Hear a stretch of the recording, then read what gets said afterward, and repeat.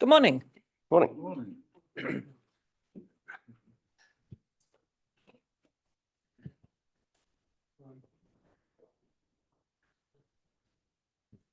Welcome to our council meeting for the 23rd of May. I have the pleasure of opening our meeting this morning. So in opening our meeting, I would like us all to just take a moment to reflect on how and why we came to today's deliberation process.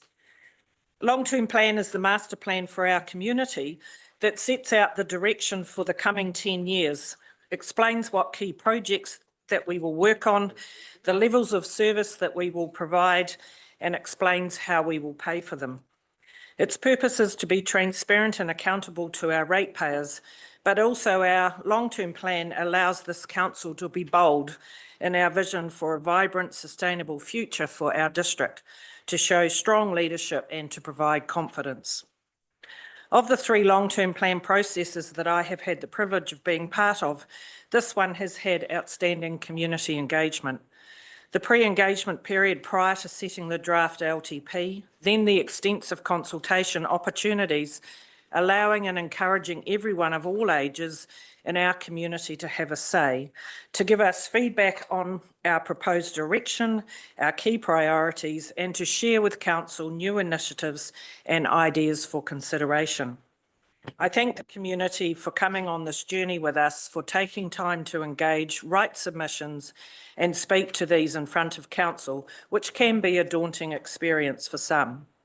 I want to personally thank our Chief Executive, the management team, and their teams for the months of preparation that has gone into this long-term plan, for pulling together the details, making endless changes, creating a document that's easy to follow, attending the many community functions and meetings, willingly answering elected members' endless questions and requests for more information, and when asked, going back to the drawing board, juggling the budgets again and again to do what may have often seemed impossible.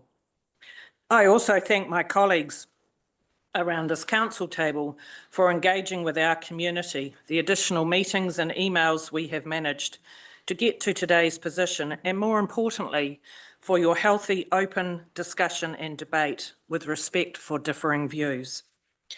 Having listened and read our community feedback, today is about taking all of this into consideration to form the final big picture for the next 10 years. We acknowledge that the current climate is difficult for many in our community. It is tough out there, and for some the future is uncertain. Council is no different, with ever-increasing demands and increased costs. Therefore, Council, supported by our community, has to be realistic about what we can do together versus what we want to do. It is a juggling act to deliver what the community wants, to manage our existing infrastructure and growth, meet central government's never-ending demands, and continue to create the foundations for shared confidence, investment, and improved wellbeing for all Manawatu residents.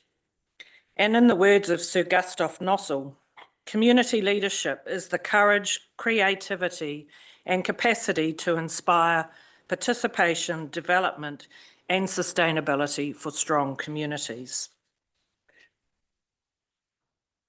So we move to item 2. We have approved leaves of absence for Councillor McFadyen and Councillor Belsky, but welcome Councillor Belsky on Zoom with us this morning.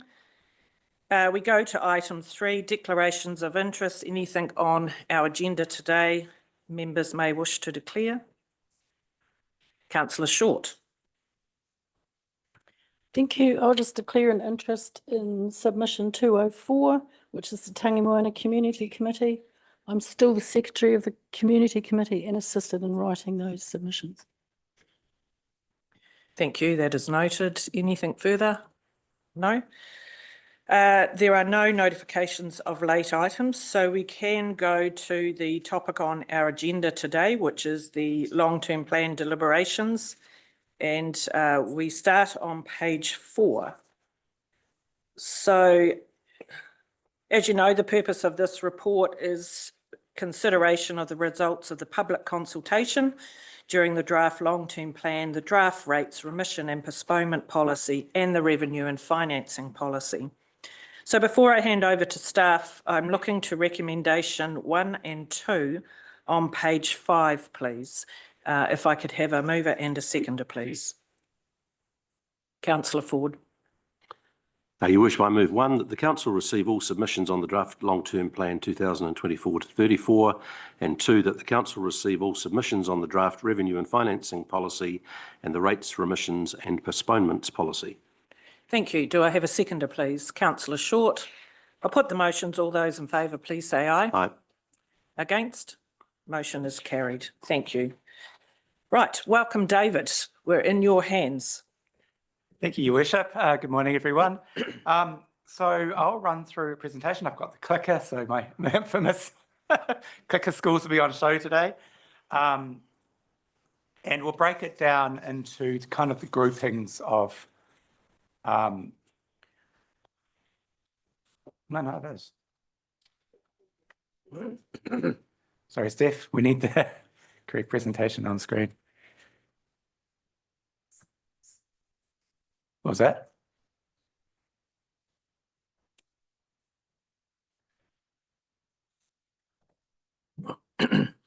Just adjourn until next Thursday.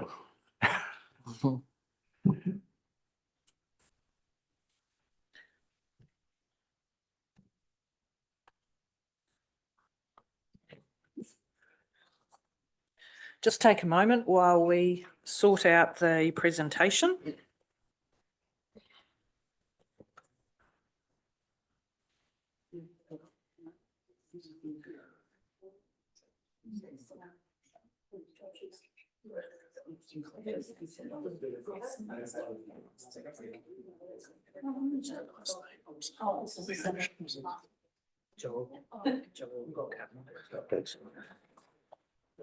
That is a shame because I was going to do my interpretive dance rather than do the presentation, but back to the presentation.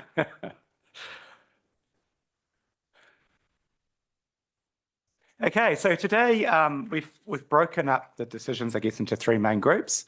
The first is deciding which option to adopt from the consultation issues. So those are the 4 issues that have been the subject of the consultation. We will then move to the next block, which is a whole load of initiatives and ideas from submitters, and we'll be asking councillors to choose the ones in which you support. That will be quite a long conversation, I think, because we will go through most of the initiatives and ideas that were put up. You'll see from your papers, I think there were 1,300 pages in this lot. It kind of indicates the number of great ideas that came from the community and the effort put in by officers to consider each one of those. And lastly, management put up some recommendations through the infrastructure department submission, but there are also some changes to measures that we need to put forward as well. They just reflect that times have changed since we last considered this back in November and December. So we'll work through those too.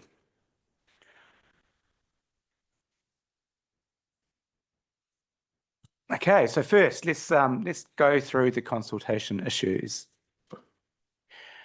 So the first issue, of course, was whether we remove the roading differentials for roading rates. So as you see the options there, we had no change, remove from year 1 or gradually remove over 3 years.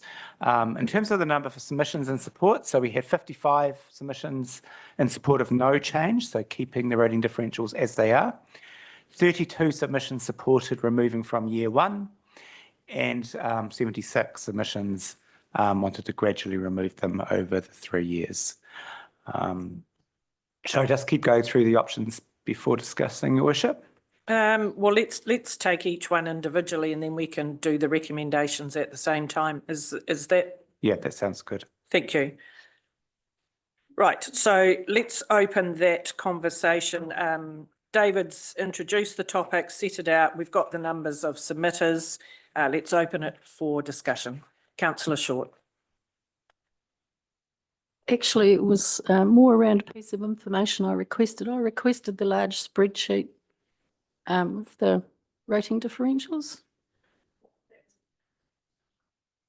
printed off in the big sheet? Sorry, that was presented at the workshop last week and I understand uploaded to the portal electronically I wasn't at the workshop. so that you could play with the each of them because it was an interactive one where you That's right. could tweak the different options and it was uploaded to the, do we call it the portal? Yeah. Yeah, Oh, okay. yeah, last week. I haven't seen And it. Ash sent out an email to say it was up there about Monday or Tuesday this week. Oh, See sorry. that Yes, email? that's correct. There Sorry, I was away for workshop and I wasn't aware that it was there, sorry. Yeah, there was an email from Amanda Oh. which gave us the opportunity to play with it to get the information that we each required.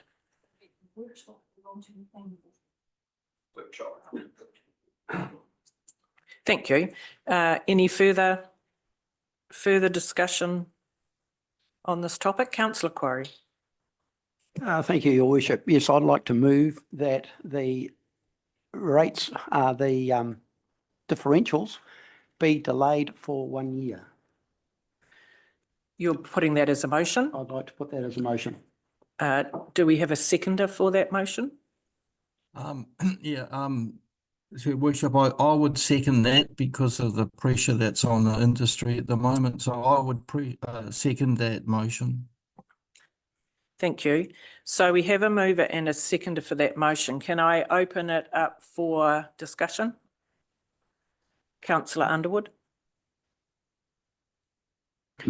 Thank you.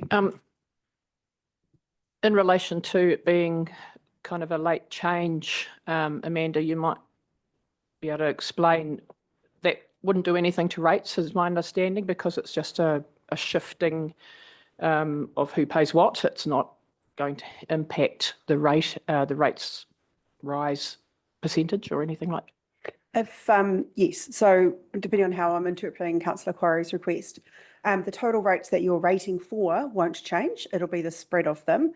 I just need a little bit of clarity around, is Councillor Quarry proposing to keep the status quo option for 1 more year?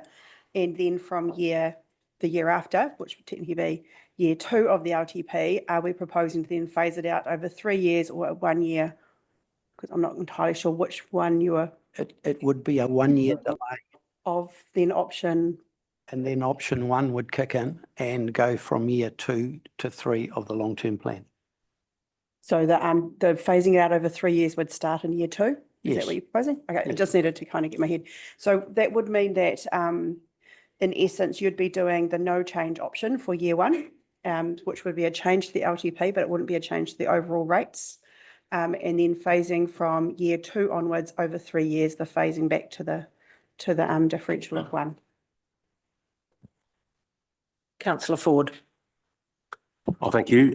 So the first part's been answered in terms of not understanding what the motion was, but I'm going to speak against the motion. It's not just the rural community that are finding things tough. It's everybody. I believe that option C, which is phasing out removing the differentials gradually over a 3-year period, really took into account what Councillor Quarry is concerned about. And to me, we've been out of kilter for, since probably 1989. And there's certainly an argument that we could have gone a lot further, but I'm supporting option C. So I'll be voting against the motion.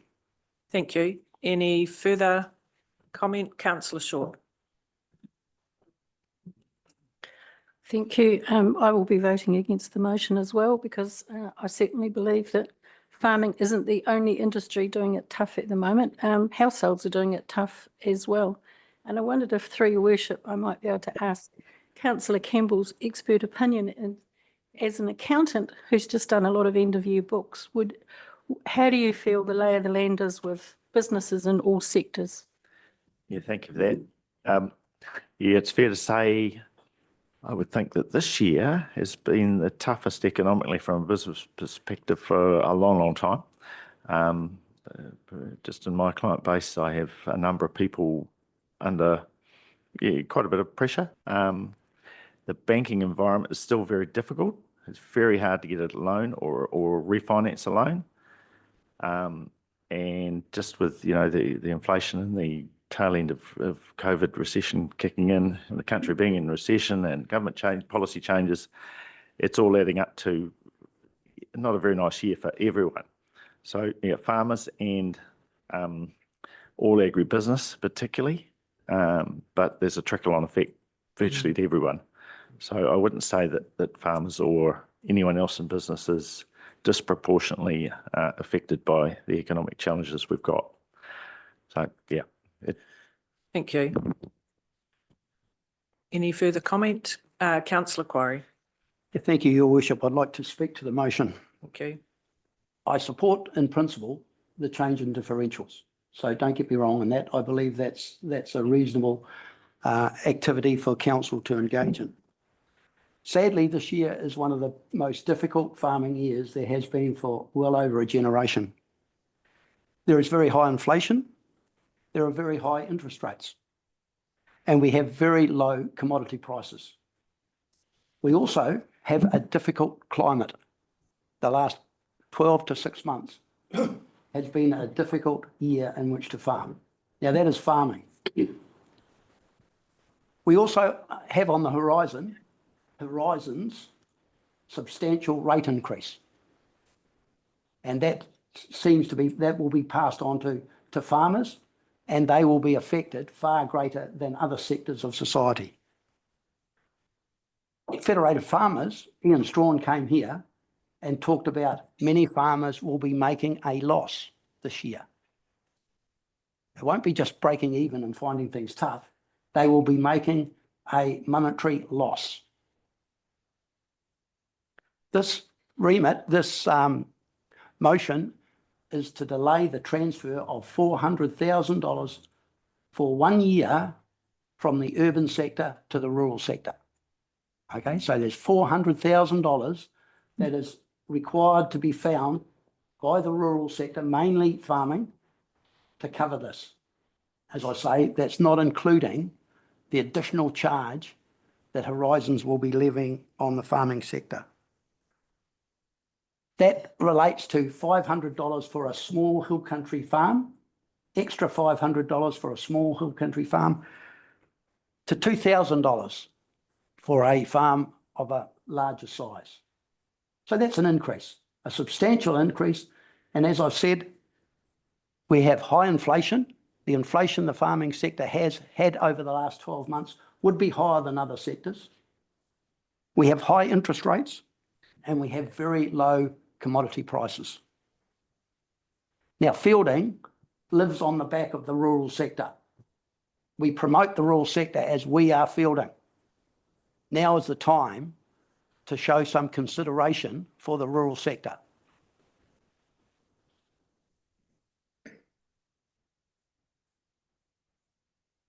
This wasn't consulted on, but the status quo for what we go out and consult on can still apply. We've had this discussion in the past. So basically it's a status quo. It is delayed for 12 months before we implement it. I believe that would give a good signal to the rural sector that we consider what's happening. We can share your discomfort and we can go forward from there. Hence the reason for the motion. Thank you. Thank you. Any further, Councillor Underwood? I'd like to support what you've said, Councillor Quarry. If everyone's doing it tough, the status quo doesn't adversely affect one sector over another. Everyone, it stays the same. Whereas if we do start these differentials being introduced, then the rural sector will pay more and others will pay less. I believe it's a good idea to delay it for a year. When we had Federated Farmers here, they were talking about the percentage of the UAGC, is it? And how it could be as high as 30%, but it's actually down at 20%, which again is not beneficial to the farmers. And so, yeah, I would support your motion. Thank you. Can I? Councillor Bales. Councillor Bales. Thank you for the opportunity. to say a few words on this motion.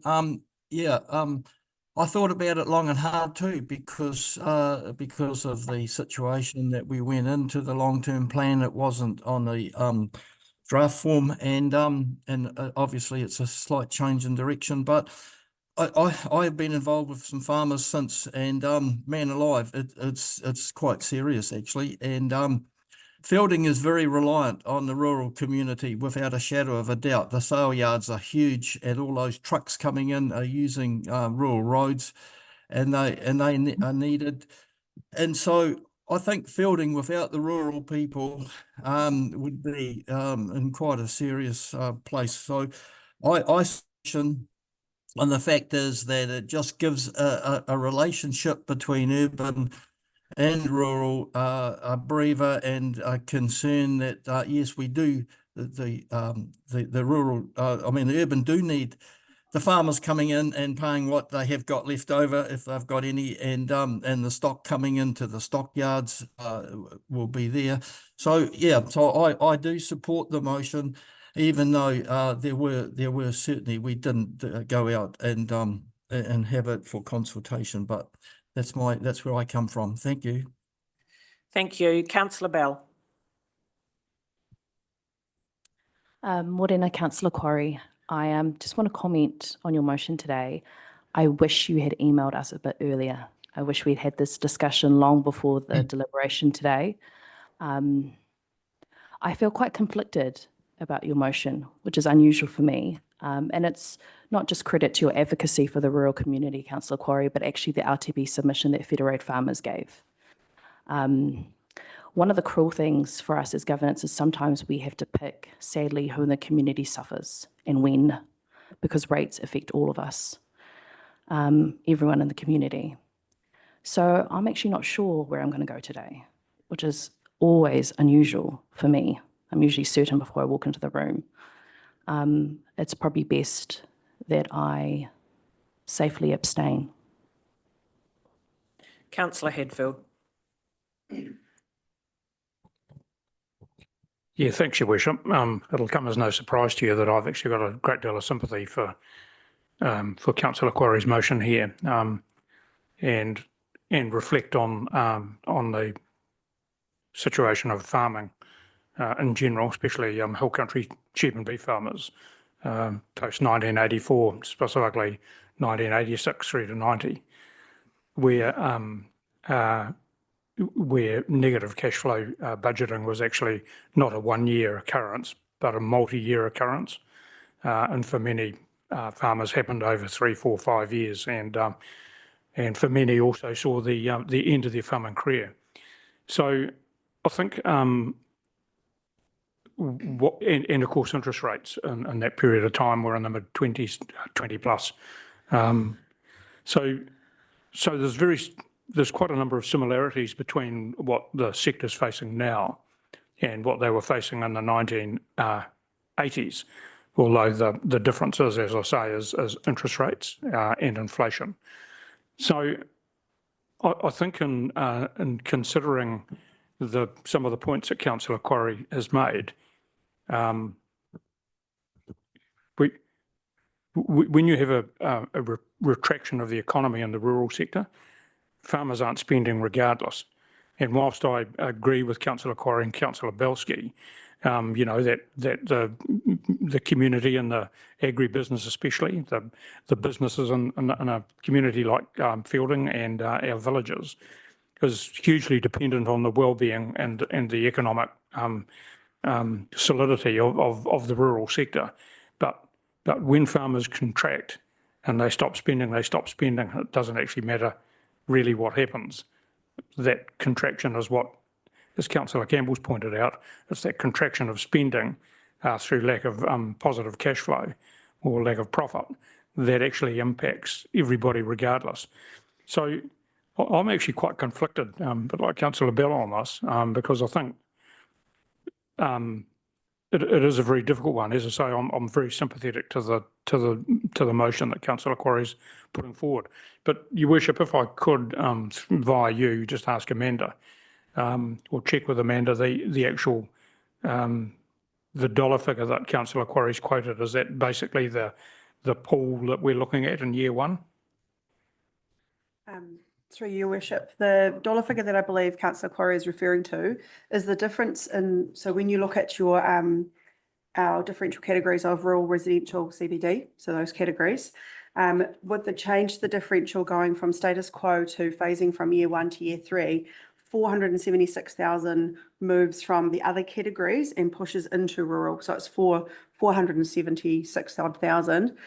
Your largest drop is residential, which drops just over 260. So it's, you know, as we are readjusting. So that's showing how much at the moment the residential are picking up of the overarching roading rate, more than what a differential of 1 would do. Thank you. I think the point that councillor Hadfield said is that amount, would that be the amount in year 1 if we were phasing it over 3 years? Yes, that in essence, your the amount that you'd be pushing would be rural would drop by 476,000 and residential would go up by 260. CBD would go up also, so would industrial, commercial and utilities. So that 476 drops out of rural and pushes up into the others. Thank you, Your Worship. Thank you. I'll ask our Chief Executive to make comment, please. Thank you. I just want to make comment on the motion because I think the motion needs to be a bit more detailed to be complete. I don't think the motion stands alone well enough. And I'd like to suggest wording along the lines that the council approves option 3 of the roading rate differential, in that the roading rate differentials are removed gradually over a 3-year period, but that the implementation of option 3 be delayed until year 2 of the long-term plan 24-34. And I think that's a complete motion. So what we're doing is we're actually accepting first part of the motion that we will go with the change in option C. And then the second part is that we are delaying it for a 1-year period and that it comes into effect in year 2 of our long-term plan. So it's a complete motion. So just by way of suggestion, because at the moment that's sort of, it's not complete. If we could have the wording of that put up on the screen, and then I'll ask the mover and a seconder if they are okay with the wording. Councillor Bell. Her Worship, I just have a question for the team. Can you please remind us, I know the FD put a submission in, what the views were on businesses for the roading differentials? I don't have the breakdown of the businesses. You're meaning the CBD district? Yes. Specifically, I don't have the breakdown of the submissions, but the strategy team probably do. They might need a bit of time to get to it. Thank you. Bearing in mind that the CBD is only around 260 odd properties. Yep. So a small proportion. So the percentages get skewed when you look at them as small. Yes, I'll ask Lisa to just quickly have a look up for the submission from FTP and just check that. Thank you, team. Thank you. So our team will look that up for us. Councillor Blackmore. Thank you. I suppose just reflecting on some of the points in support of this particular motion from councillor Quarry, I'm just very mindful that, you know, if we talk about the provision of wealth into this community, hardship and the fluctuations of good times with bad, those apply broadly across all sectors, as councillor Campbell pointed out. So just sharing my thoughts at this point. Any further discussion? Councillor Hadfield. Yeah, thanks, Your Worship. You know, this is really a broader topic that actually just doesn't apply here. And, you know, this, I could find myself probably conflicted, not the word, but confused, definitely not the word. But wondering, you know, there's other areas that we're also looking at, you know, with the implementation of a parking policy. And, you know, we're now also, you know, today going to consider in terms of parking enforcement, for instance, you know, who should bear the major cost in that area. And, you know,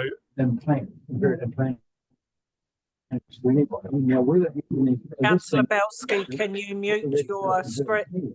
Can you please mute?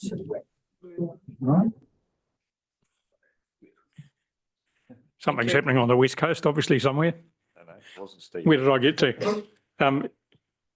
So I guess the point I'm making is that, so I think we're all agreeing that everybody's doing it tough, and it's just a natural. We've seen it before in economic downturns, but I guess the point I'm making is that we certainly Councillor Quarry's motion absolutely deserves discussion and debate, but the question I've got is, will we take the same approach to saying, well, actually, we do know the business community and the CBD, for instance, are doing it bloody tough as well, and so are we going to give the same consideration when we actually come to decide how we're going to allocate, for instance, parking enforcement? So I'm sort of thinking that, in some way, it's not a big can of worms, but it's a little can of worms, and I wonder how we're going to be consistent in the application of a view that says actually everybody's doing it tough. Thank you. Councillor Ford. Yeah, thank you. Certainly have empathy with the plight of the sheep and beef farmers. I think we all do. But dairy's actually not in the same situation. So, we have part of the rural sector. And actually, when we're talking about roading differentials rural, that affects me. I'm a lifestyler. And there's a whole lot of people that are not farmers that are affected by this as well. So while the farming sector has, say, two main contributors, the dairy sector and the sheep and beef, you could say that that's not dissimilar to the urban situation, where probably professional services are not doing too badly, but retail are having a really awful time of it. So we can always find, sadly, sectors of our economy that are struggling, and I think that we've taken this into account with the phasing option that we've put forward, and has had fairly good support. Thank you, Councillor Campbell. Perhaps I could just add to my earlier comments, but it was Councillor Ford just preempted me really, because if you look at the areas of farming, the hill country farmers, particularly in Councillor Belsky's area, are particularly badly affected this year with very, very low land prices.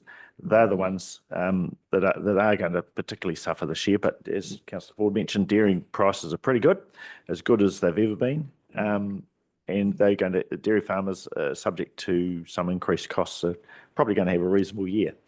And likewise, the low country sheep and cattle finishers, their margins are pretty steady. So you expect their incomes to be subject to some increase in costs, not too badly affected. But yes, I do have great sympathy for the hill country sheep farmers, breeders. They're going to really struggle this year, and I'd struggle to find anybody up there that's north of Bolton that's probably going to make a profit this year. But as I said before, I think whether any downturn in the rural sector in the Manawatu here, we're all affected equally. Because of that drop in income, I'm seeing some pressure from clients not to increase fees. So in my professional practice, so we're all affected. I know retailers are. I know the rural supply stores definitely will be. Tractor sales, and equipment suppliers are all down. So it does affect all of us. So while I have, as I said, great sympathy for the motion, I think I'm going to support the proposal as it was, just to get on with it, and go from there. Thank you. Right, so go back to Councillor Quarry with the proposed rewording of your motion. Yes, I support that. Thank you. Councillor Belsky, are you also supporting the new wording for this motion? Yes, I am supporting it. Thank you. Thank you. So the new wording is that council approved option 3 of the approved or approve? Approves. Yep, approves with a S. Option 3 of the roading rate differential, and that the roading rate differentials are removed gradually over a 3-year period, and that the implementation of this is delayed until year 2 of the 24-34 long-term plan. Your worship, I'd like a right of reply. Councillor Quarry. First of all, economic activity in the Manawatu starts at the rural sector. Okay, that's where it starts. And the money flows from there through to the business sector and other sectors of the Manawatu district. We're not like a government city, which is a large employer of government jobs. Our income as a district comes from the rural sector and it starts on the land. I'd take issue with Councillor Campbell in regard to the dairy sector. They have had a difficult season as well. Through inflation, high costs, a difficult season weather-wise, and the low commodity prices have been low up until now. The projections going forward aren't too bad, but they haven't been as rosy as they could have been. Now, farming is a difficult occupation at the best of times. And normally, when things get tough, they can go through one winter. And most people can get through one winter of hardship. What we're doing now is approaching the second winter with no bright stars on the horizon. All right, so we're approaching the time when it's going to get really tough. And in particular, the hill country breeding. And as Councillor Campbell has mentioned, most of them will make a loss. Now, that's not happening to the people in town. What I'm asking for is the status quo remains. Okay, so what we taxed last year will be taxed next year, and then the changes will be implemented. So thank you. Thank you. Right, so we have a motion on the table. It's been moved and seconded. All those in favour, please say aye or raise your hand. Aye. 4. Those against? The motion the motion has failed. So we go back to the recommendations on page 5. And given the discussion we've had, do I have a mover and a seconder for any of those recommendations, please? Councillor Ford.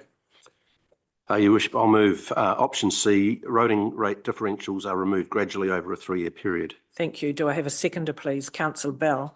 Thank you. Any further discussion? If not, I'll put the motion. All those in favour, please raise your hand.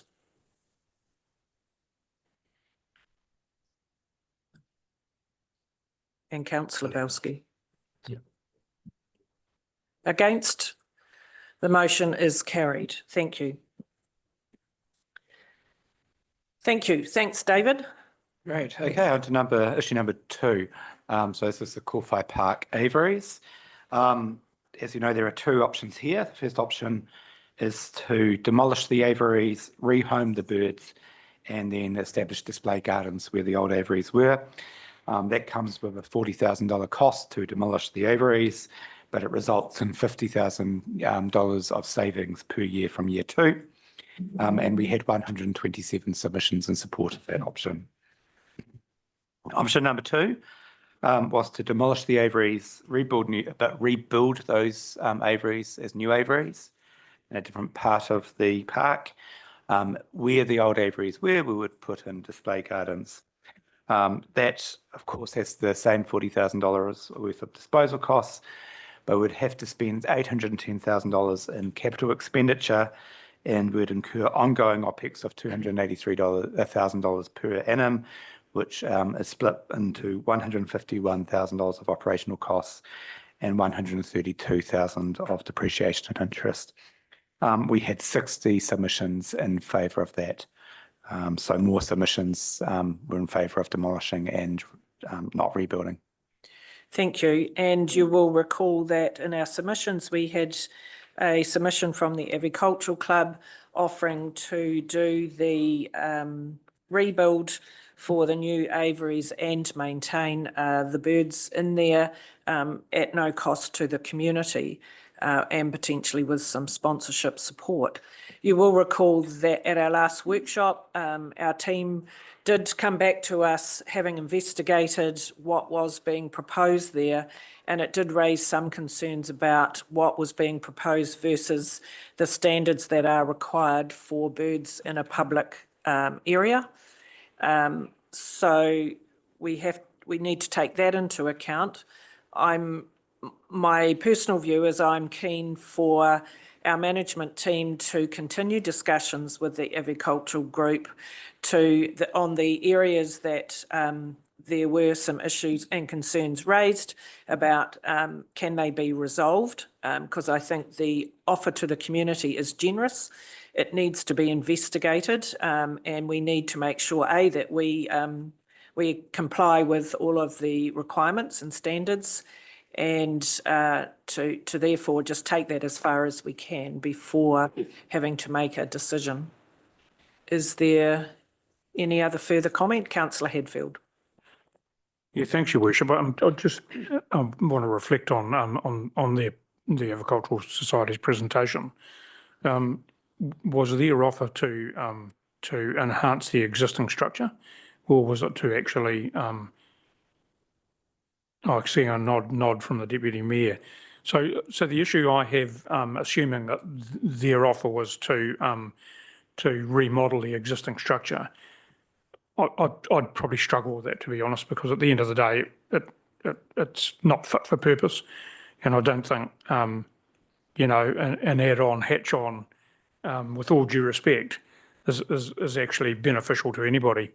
So I'd be quite comfortable for officers to have further conversation with the Agricultural Society, but I believe actually it's our duty to actually rehome the birds and actually demolish a building that's actually entirely inadequate. So I personally don't see that an option to try and rehash. It's like trying to put a Rolls-Royce badge on a Lada, really, and I actually don't think that would really work in the marketplace either. But I just couldn't support, a rehash of the old building. So happy for officers to continue to look at other options if somebody else wants to take responsibility for a new build and do something that meets all the standards. But I think I'll be supporting the most popular submission, and that is to rehome the birds and actually demolish the aviary. Thank you. Can I ask David or your team to clarify the submission from the Avicultural Group was to demolish and completely rebuild? No, it was to do up. So it was to renovate what we have existing. Thank you. From memory. Thank you. Councillor Short. Thank you. It must be a day for everyone having a change in normal plan. I quite agree with you, Councillor Hadfield. I went and had a look at the bird aviary several times. One time I went was a Sunday afternoon, and it was a beautiful day. It was very sunny, and there were families everywhere throughout Kowhai Park, except the bird aviary. There was children on the playground, there was people out on the cricket field, people feeding the ducks, walking around the roses. And I went on a bright, hot, sunny day to the bird aviaries, and they were cold and shaded, and actually you could tell the birds looked depressed.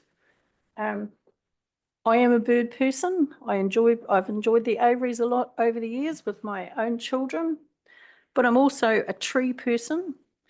To make that area sunny, you'd have to take down some significant specimen trees, and I wouldn't be prepared to do that myself. So I certainly feel that closing the existing aviaries and rehoming the birds is the best option for the existing aviaries. But too, I am open to other proposals for the future. But 800,000 this year, I can't wear, sorry. Thank you. Any further comment? Councillor Blackmore. Thank you. Probably in support of Councillor Hadfield, and perhaps adding just another consideration if there is ongoing discussion with the society is around this, how sustainable the model is, because I would worry that we'd be back here in 3, 6, whatever it is, years, having this discussion again in another LTP. Thank you. Thank you. Oh, who was it? Can I Councillor say something? Councillor Belsky. Yeah, I am, yeah, it was a huge offer, there's for sure. But it is a worn out building. It has certainly passed its use by date. And I'm all for birds in our park. But I was also concerned that only one person came in to represent the idea. And I would have thought if they were really, there would have been quite a few of them come in and all had showed us their interest in getting involved in their offer. So that did concern me quite a lot, actually. And so I think if we are going to put a garden, I think roses, there's enough of them around. I think we could put shrubs in that are attractive to our native birds. For me, so I think I would have to, even though I've got friends who would want me to support the idea. I think demolished aviaries would be it's a hard decision for me to go for, but it is, I think, the best decision for me. So that's where I am, and thank you. Thank you. Any further comment? Councillor Quarry. Yeah, thank you. Yeah, I support the idea that if you close the aviaries today, you don't get the chance to close them tomorrow. And I'd certainly like to explore the prospect of maintaining them and keeping them open. I appreciate a couple of the trees need to be trimmed and to allow more light to get in there. But like I say, if you close them today, you don't have the chance to close them tomorrow. They're gone. And once they're gone, it would be very difficult to get them back. I believe it's a serious offer and that we should try and work in with that. There is a large percentage of our community that would like to see them stay. And we all remember, or those that were here, remember the uproar that was produced when we voted to close them 5 or 6 years ago. So I think there should be a third option there, and that is for staff to continue in discussions and a decision made in regard to them later, at a later date. Thank you. Councillor Underwood.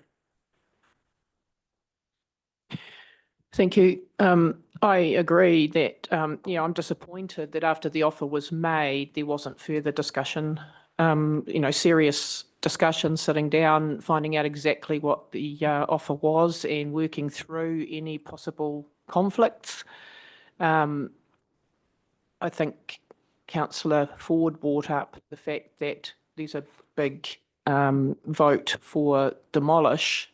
However, those people thought that the only other option was a $800,000 expense. There wasn't that third option to them when it went out for consultation. I would support Councillor Quarry in saying it would be good to have a third proposal, a third recommendation there, so that further discussion, serious discussion could be made to see if we can reach an agreement. And if it was the case that we could only keep them for another 5 years, that's going to keep a lot of people happy. Thank you. Just for the record, there was, since we first received that submission, our team have been in contact, and you'll remember that we did have a letter back from the avicultural group setting out in more detail what was being proposed, and some research was also done about what are the legal requirements around birds in a public space, and that was presented to us at the previous workshop. So there has been some ongoing work, but that's not to say we can't continue to have that discussion. I think for me, I also would like to see a third recommendation, a motion there that considering the state of the existing ones, that they would be closed, but that we continue the discussion with the avicultural group about how do we reintroduce in a new era potentially, but that discussion needs to be had about where is it more appropriate, and can the generous offer meet the requirements that we need for public standard? Councillor Hadfield. Yeah, thanks, Your Worship, and sorry to have a couple of cracks at this, but my recollection is that the society actually indicated that they didn't have a willingness to work with the SPCA or I think Ministry of Primary Industries. Sorry, DOC, was it? DOC, thanks, Councillor Bell. And that worries me a little bit. So I want to be clear, my understanding is that the current structure doesn't actually meet welfare standards. Correct. And that's untenable. In my view, clearly it's untenable. And so as I said, I'm very happy for further discussion.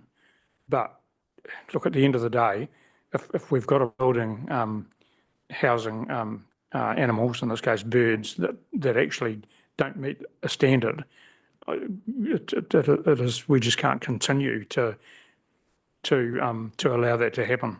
So I'm happy to entertain the idea of something happening, as you're suggesting, Your Worship. But I think we need to be clear that we can't just keep on kicking this can down the road when birds are in an environment that is actually not healthy. Thank you. Councillor Short. I'll just add on a bit more too. I don't support trying to save the existing aviaries there. The building and the location of them under so many large specimen trees, just you couldn't make them suitable without taking out the trees, and I wouldn't be prepared to do that. I'm not opposed to a new bird aviary somewhere else in the park at a time when we can afford it. I just don't think this year is it. As well as the Kufo Park aviaries, I also went and looked at Wild Base. That is a beautiful facility, and I believe it has 3 full-time staff, but it also cost millions of dollars to build it, and I would expect that it costs over dollars to operate it per annum. You're either in it properly or you're not, and at the moment I don't think it's the right climate to be in it. Thank you. Councillor Ford. Yeah, thank you. I think it was a generous offer that council received from the Avicultural Society. I really don't care personally, but I really fail to know how you can tell by looking at the birds that they look depressed. So I struggle with that one, Councillor Short, sorry. And in terms of the standard, what are we requiring en suites, or because birds basically go in cages? I mean, you can either not believe in caging birds, that's a perfectly legitimate view, but all the birds that are caged will be in cages with netting. And while there might be some problems with our aviaries at the back, and we have some asbestos and there's some issues like that, at the end of the day, they're birds, and I got a lot of confidence from the avicultural presentation that they would make a huge improvement to what we've got there. I acknowledge the fact that council has reservations and would need a robust arrangement that council can sleep with in terms of animal welfare and health and safety type issues, etc. But I don't think that there's been a particular. I've certainly got the impression that council wants to demolish them, come hell or high water, and I think that we should explore the option with the Avicultural Society further. There are lots of people, and I remember Dr. Nichols sitting down at that table there, whenever it was, 6 or 7 years ago, 6 years ago, telling us about the number of people that suffer from mental illness, the aged, young people, those who are just lonely, and that is a major part of their life is going to see the birds. So I think that we should think about those people and stop it, Councillor Bell.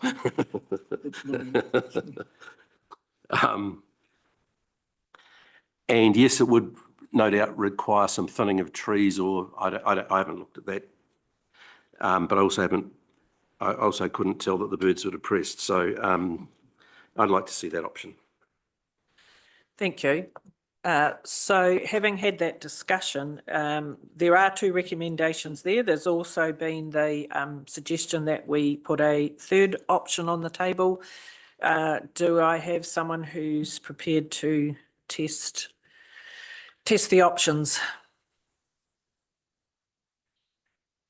And potentially with some new wording, if that's the wish. Councillor Campbell. I would move that council closes the existing aviaries at Koa Park and replaces them with display gardens. Thank you. So we have that's option A has been moved. Do I have a seconder for that option, please? Councillor Short. Thank you. Any further discussion on that one? No. I'll put the motion. All those in favour, please raise your hands.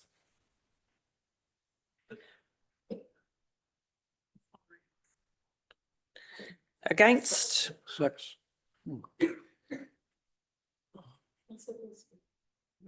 You're voting twice. Sorry.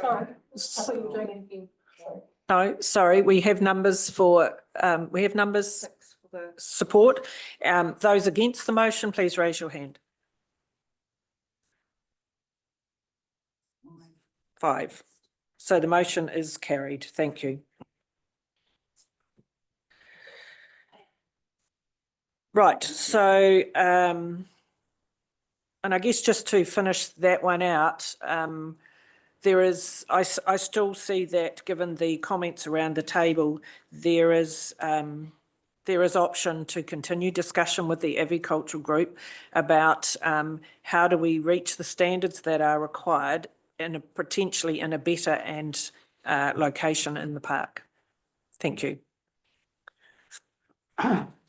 Right, David, back to you. No. Okay, on to issue number 3, which is how we fund time-limited parking enforcement. So we presented 3 options. Option 1 was to fund that through 100% general rates, and we received 54 submissions in support of that option. Option number 2 was to split it between 75% general rates and 25% CBD targeted rates, and we received 33 submissions in support of that. And third option was 100% CBD targeted rates, and we received 76 submissions in support of that. This was the only issue where the council's preferred option, which was 100% general rates, received less submissions in support than the most favoured one, which was 100% CBD targeted rates. Thank you. Open that up for discussion. Councillor Hadfield. Well, thanks, Your Worship. This is, as I said earlier, this falls in the same bracket of actually people doing it tough. But I think if we look at the numbers that David's given us, 54, 33 and 76, what that tells me that 76 people have said it should be funded through 100% of CBD rates. But actually 87 people have actually said that they're open to the idea of actually some degree of funding from the general rate. Now we've only got 3 options here, 100%, 75, 25 or 100% CBD targeted rate. So given the fact that that in my view, the numbers indicate more people willing to have general rate contribution to the enforcement of parking than not, I personally think that option B is probably where we should head. And that's CBD ping a little bit. and the general rate paying a little bit more. So that's the way I've interpreted those figures. Thank you. Thank you, councillor Campbell. Thank you. Yeah, I'd support that suggestion. I refer back to the debate we had where we decided to put signs up in the CBD, and my comment at that time was that I hope we wouldn't have to enforce. I recall our friendly reporter behind me referring to that comment as wishful thinking, which it possibly was, that we would still need to enforce the rules, but I'm still hopeful that maybe we won't. I think since the sign's gone up, I think we've seen some improvement in the parking behaviour, without question. So for that point of view, I'm still very, very hopeful that we don't need to enforce the parking. But if we do, I think it should be shared between the CBD and the general residents of the district, and that's why option 2 is probably the best one of those. And it probably fairly reflects the submissions, which are fairly evenly split between lumping the burden on the CBD and spreading it across the district. Thank you. Councillor Ford. Thank you. I also agree with councillors Hadfield and Campbell. One could argue, as people do with Maori wards, that it's the tyranny of the majority. So there aren't too many people in the CBD that would be voting for the CBD to be paying the whole lot. So I think that but I think there is an argument to say that they benefit more than the community at large, but the community does have a benefit. And so I'm happy with the compromise there, based on majority of people are happy with some contribution from general rates. I'm happy with the compromise, the 75-25 split. Thank you. If there's no further discussion, can we test that with a motion, please? Councillor Quarry. Yeah, this is an interesting one. The ones who are going to benefit from a rate reduction, a roading rate reduction, are the urban business holders. Now, on one hand, they're getting a rate reduction, and on the other hand, they're expecting general rates, the other people to pay for it. Now, they're the ones who are going to benefit. There's a cost benefit. They're the ones who've cried out for parking restrictions. They're the ones who are going to benefit. It's not a hill country farmer at the back of Rangawahia who's going to get any benefit whatsoever by paying part of his general rates for a parking warden in Fielding. And so it's all very well having, well, let's sock it to the farming sector, let's change the rates because that's fair. Well, the ones who are going to benefit are the retailers themselves. And I'd just like you to bear in mind that if they're the ones that are benefiting, then they should bear the cost. So, yeah, I'd just point that out. Thank you. Can I just refer to David? In the information that we put out, which actually talked about what this meant, can you remind us what the change, particularly for option B, would be for the general rates? Was it something like about 13 cents a week? I'm just trying to put this conversation in perspective. Yeah, well, it was a very low. We'll have a look at the consultation document now. I'll bring it up. Thank you. Councillor Ford. Yes, I have an issue with Councillor Quarry trying to make this an urban versus rural thing. It's not. It's a CBD, perhaps versus everyone else, which includes all the residents of Fielding and all the villages and lifestyle people and rural people. So, and the amount is absolutely negligible when it's spread across the ratepayers at large, compared to it's a significant burden if it all goes to the CBD ratepayers. So, and the compromise recognises the fact that yes, the CBD probably does get more benefit, so that's taken into account with option B. Thank you. So can I have a mover and a seconder to test one of these recommendations, please? Councillor Ford. I'm happy to move option B, fund parking limit enforcement through 75% general rates and 25% CBD targeted rates. Thank you. Do I have a seconder for that motion? Councillor Quigley. No further discussion. David, have you been able to find that figure? Yes, it is 13%. Sorry, 13 13 cents. cents per week That's right. would be the impact on the general ratepayer. Yes. Thank you. So we have a mover and a seconder. Anything further? I'll put the motion. All those in favour, please say aye. Raise your hand.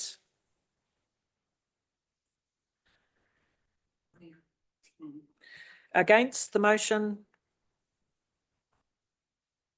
The motion is carried. Thank you.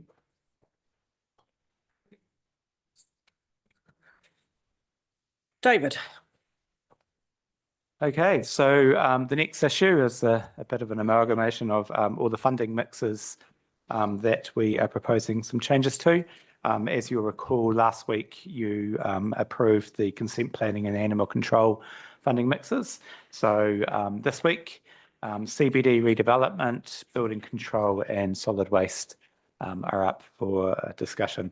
So starting with CBD redevelopment, we had two proposals in terms of funding this. Remember, this is the loans that we're still paying off for CBD redevelopment that's happened in the past.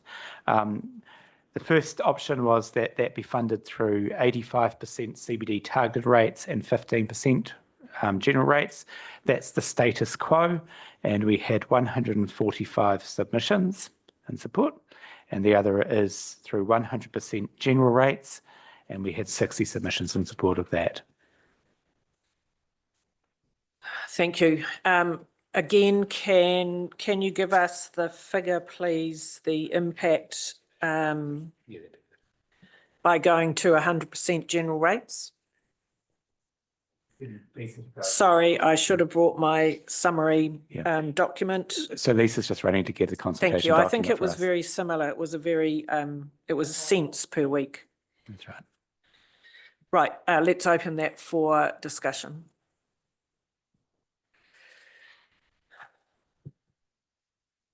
Councillor Hadfield. Look, I find this quite interesting actually, because at the end of the day, if you think we've had 145 submissions on this, and the majority are in favour of the status quo, and if you think about the number of businesses we've got in the CBD in the area, you know, when you look at the submissions we've got from across the board, there's been, to the best of my knowledge and to the best of what I could take out of the submissions, there's actually not a hell of a lot of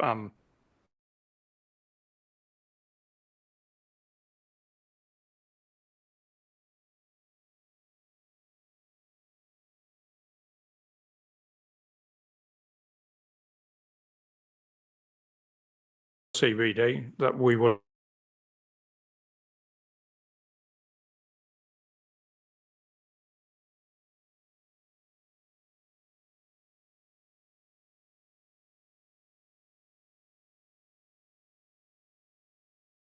that the status quo isn't actually relevant.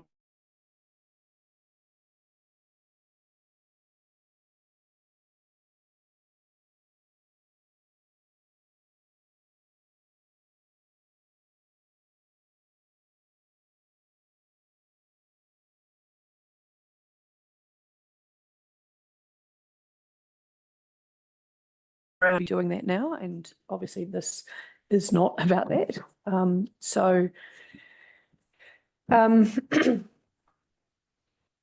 Yeah, I feel like I have less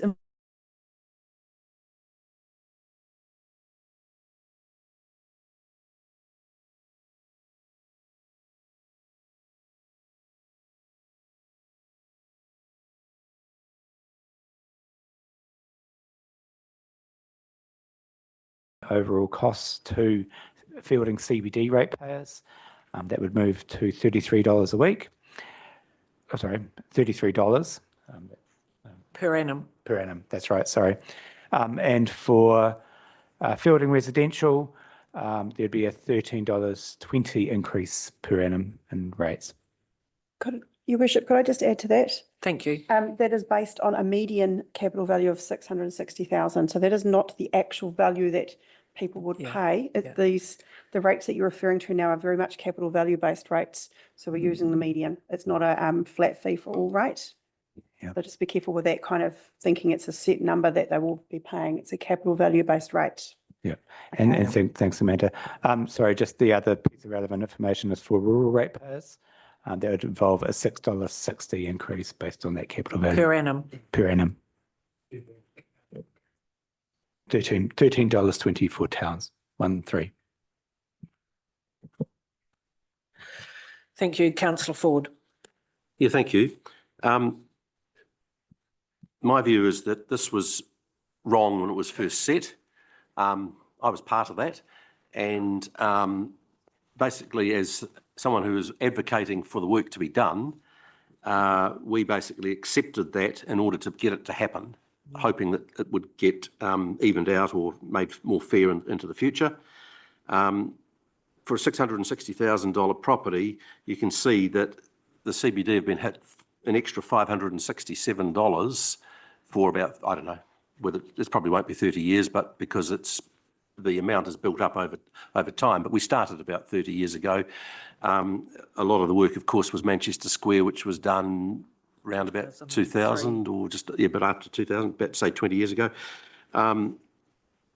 So what I'm saying is that the CBD have been overpaying significantly by many hundreds of dollars. And if you've got a property that's in the millions of dollars, you know, you're talking thousands of dollars of, in my view, overpayment.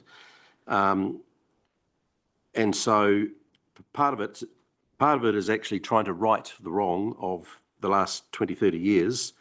I completely agree with Councillor Underwood that most people didn't understand the issue. They thought it was about the future and CBD redevelopment going forward. Once again, there's the old tyranny of the majority. It's pretty hard to expect people to vote for something that is going to where they're going to have to pay a bit more, even if it's a very small amount. Despite the numbers 145 versus 60, I still strongly believe that the 100% general rate option is the fairer one. Thank you. Any further discussion? Councillor Underwood. I would normally say, you know, we ask the community give us what they think, and then, you know, we shouldn't be voting against the majority of opinion. However, as Councillor Blackmore said, there's the misunderstanding about what this was actually for. It's a past redevelopment that we're paying off the loan for.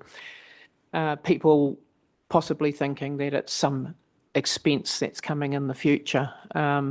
So due to that misunderstanding, I'd be more inclined to, and for the very small amount that it is, you're saying $13 annually, not weekly, and $6 annually. Yeah, I would be inclined to vote with option B. Thank you. Councillor Hadfield. Yeah, thanks, Your Worship. Well, having opened that one with a bit of a, actually, to be fair, a point for just discussion more than anything else. I think Councillor Ford's actually, in a very erudite manner, explained probably actually what's fair and reasonable, to be fair. And so having opened with a starter just to actually get a discussion going, I actually, in this case, I'll actually support Councillor Ford. And, you know, really what we're looking at, and don't be surprised, Councillor Ford. So, hello, we might have an injury at the top table, Your Worship. Actually, we're looking at a cup of coffee or 2 cups of coffee, you know, pretty much to put it into context. So I'll leave it with, in this instance, supporting the Deputy Mayor. Thank you. Councillor Bell? Thank you. I move in relation to the CBD redevelopment, the council approves the funding mix of option B, funding through 100% general rates. Thank you. Do I have a seconder, please? Councillor Ford. Any further discussion? All those in favour, please say aye. Raise your hand. Aye. 10. Thank you. Against the motion? Councillor Quarry, do you wish your motion to be recorded? Yes, thank you. Yes, thank you. Motion is carried. Thank you.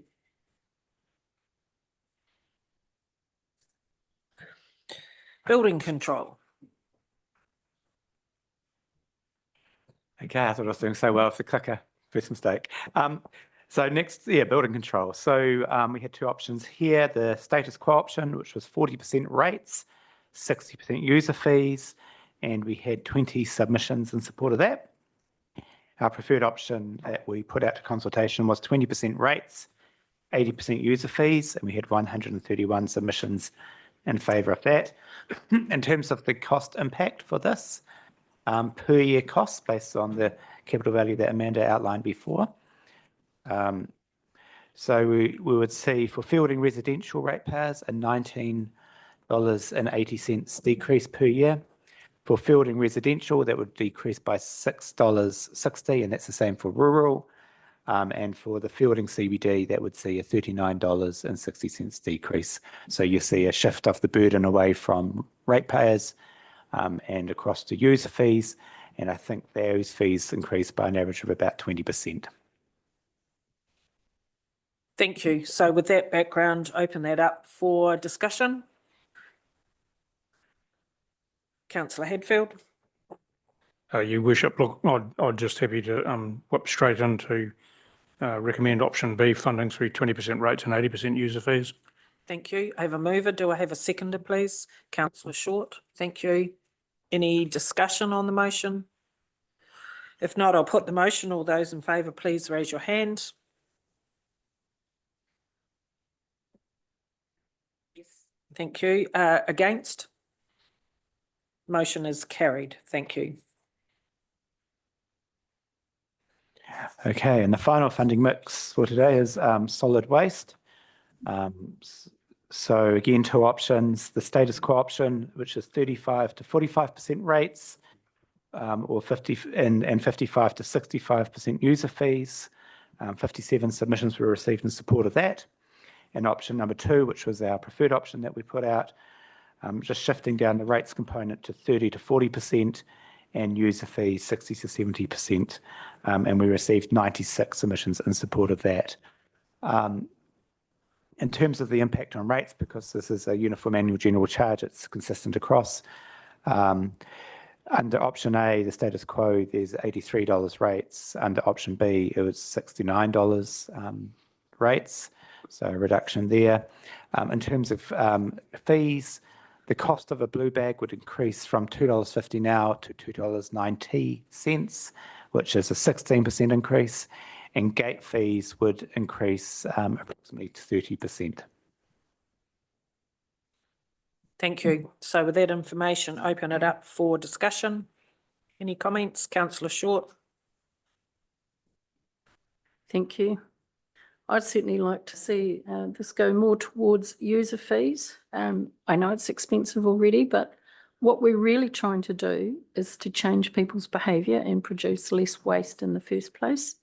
I found it very interesting recently when the regulatory manager gave us a 5-year overview on fly tipping, and actually it was a surprise to find that it was no worse now than what it was 5 years ago. It's just that it's perhaps a little bit more visible in social media these days. And as I said, when we were going around doing our long-term plan consultation, if you could drive your blue bag to Bonnie Glen for cheaper than $3, I think that I support it going to the higher user fees component. And I don't think a lot of people realise that there already is a component within your rates. They think that it's 100% user fees. So I'm hoping this will change people's behaviour and they'll think more carefully about the waste that they create in the first place. Thank you, Councillor Hadfield. Yeah, thanks, Your Worship. Look, I just had to take this opportunity to agree with Councillor Short again today and probably note actually that, well, it's quite significant. Anyhow, look, at the end of the day, dumping this stuff is becoming more and more expensive, and unfortunately, the fact that organisations that are not New Zealand organisations that actually have majority control of all of this stuff is actually puts us on a bit of a cleft stick, really, in a way. But at the end of the day, people are responsible for managing, I believe, their own rubbish, their own waste. And like Councillor Short, I support the notion that you pay for what you use, given the fact that there is already some subsidy in there, and we know the price of dumping stuff at Bonnie Glen just keeps going up and up and up. It probably makes the Chinese government richer, I suspect, or whoever owns it. I'm not sure. Anyhow, I think it's just fair and reasonable. So I'd certainly support that option. Thank you. Do you want to test that with a motion, please? Councillor Short. I would like to move that the council adopts option B, funding through 30 to 40% rates and 60 to 70% user fees. Thank you. Seconded, Councillor Hadfield. Thank you. Any further discussion? I'll put the motion. All those in favour, please raise your hand.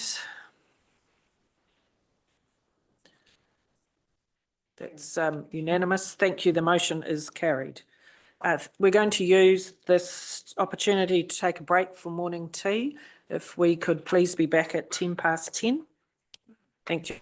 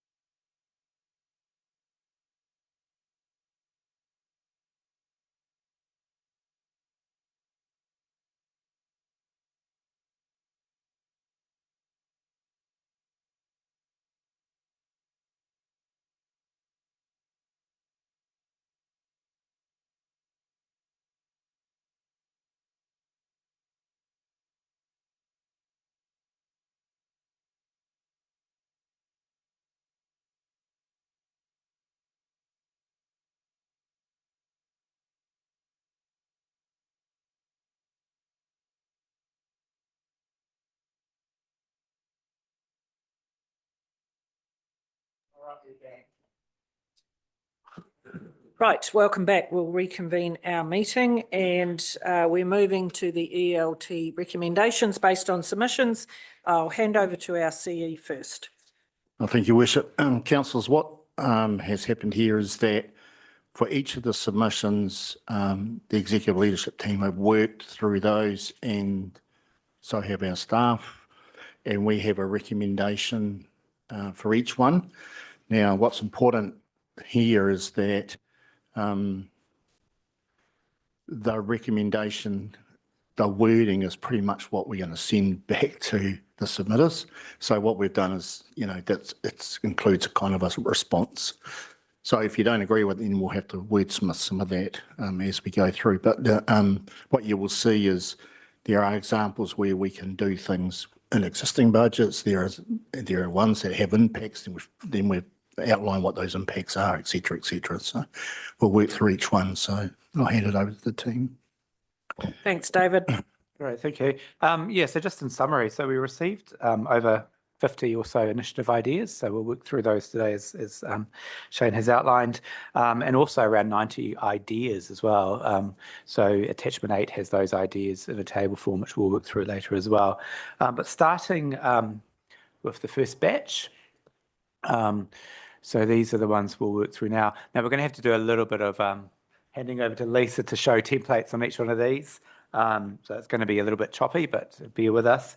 I just want to reiterate what Shane said as well, that most of the initiatives actually have either been programmed in LTP budgets already or can be done within baselines. And there are only 4 that actually require additional funding. So to me, that shows that in our program, LTP program kind of reflects what the community has said they want, which is good.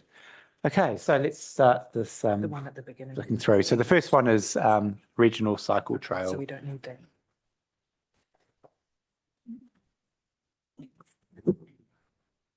Okay, so this one here is submission number 207, which was from Environment Network Manawatu, wanting council to investigate the potential to work with other parties to develop a regional cycle trail. We do have essentially that project already in budget for years 4 to 7, but it is subject to NZTA funding. So at the moment that budget is sitting in there, it's capex totaling 4.4 million over those years. But if NZTA funding is not available, then we would need to reassess that as part of the next long-term plan. Thank you.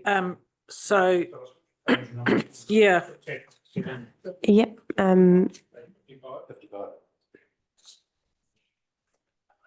Page 55.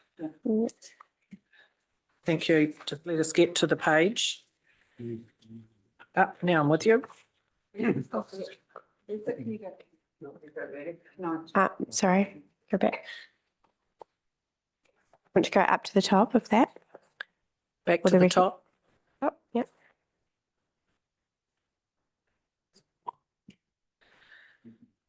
Okay, so we need to go through these one by one.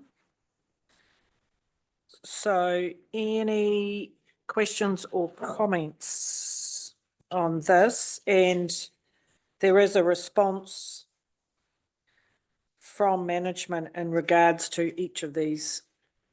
Which is the bottom of page 58. Yep. Yep. So on the bottom of page 58, is a summary and a recommendation for us to consider moving to a motion for each of these. I think if you just accept the recommendation, then we can move from there. Right. Because Okay. in this instance, you don't really need a motion because it's already in the long term. It's already there. Yeah. So are there any questions or comments, and particularly in regards to the suggested wording? Councillor Underwood. Thank you. When they were talking about a trail of regional significance, I was thinking about Huanui Community Committee's proposal as well, and wondering whether these people could get together to work on something from that point of view, because they definitely, I think there was something in here about not having a start point and a finish point. and Huanui's proposal was basically starting in Fielding, and their part was joining on at Bunnythorpe and then going through to the gorge. So definitely had a start point and a finish point. Hamish. Yeah, thank you, Your Worship. I think it's a good point. So obviously the Huanui submission is different to this one. So I think there is a place for council staff to work through with the individual groups that are interested in their various parts of what might be an integrated cycle network. We have an existing walking and cycling plan strategy with varying levels of funding and not, and council projects that are in there. So I think there is a piece of work offline over the next probably 12 months or so to engage them and get them working together. But it also does come back to their expectations, their timeframes, our budgets and our funding. And I think there is a key point in these NZTA subsidised projects is we've had a very clear signal from the government through the GPS that they have reprioritised this type of funding. So whilst it's in our budget from year 4 to 7, and we'll have other projects in the budget from year 7 to 10, they're by no means assured in terms of that funding. NZTA works in 3-year blocks, and we don't talk about the next 3-year block until we get closer to it. So it's going to be, I think, an ongoing conversation around what the community's expectations are, what our internal funding looks like, and then what level of NZTA support may or may not be available. Thank you. Councillor Blackmore. Thanks. It's really just, I suppose, building on from Councillor Underwood, because there were two other submitters that were talking about cycleways or walkways or both, that I think did have a longer term kind of view. But I think there is an opportunity to kind of group them all so that they're working less in isolation. So that was really my question: is could that, however that comes together, could it be a bit more holistic? Right. Thank you. So there is the recommendation on the bottom of page 58. We're really seeking, do we support the recommendation, and remembering that this will be the wording that goes back to those submitters. Councillor Hadfield. Yeah, thanks, Your Worship. I support option A as recommended by officers.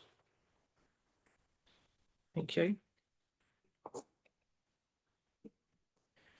Once it's the view of everybody, we could just move on to the next one. Yeah, thank you. So, so we're not needing to move a motion on each of these. It's really just getting agreement with the recommendation or not. So, Councillor Hadfield has agreed with the officer recommendation. Is there anyone that doesn't support that view? Councillor Short. Just wanted to add one thing. If we can please, when we're sending things out to the public, not use acronyms. We know what they are, but they might not know what the GPS is that we're referring to. So if we could write things in full, can I just request that, please? Thank you. Shane. Councillor, just to clarify, where there is, as we go through the recommendations, where there is something suggested that doesn't sit in our draft LTP and you want to put it in, that's when we will move a motion. Yeah. Where there are the likes of this suggestion, where it's already in there, there's no need for a motion because it's already in there. So we will look at each one as we go through and determine whether we need to move a motion on. This one here is just a, if you agree with that response, we'll move on. Great. Thank you. So, Councillor Underwood. Thank you. Could I just clarify that you said before that the officer recommendation was going to be the response to the submitter? Yeah, but we wouldn't brief. put in ELT, we would put council's response.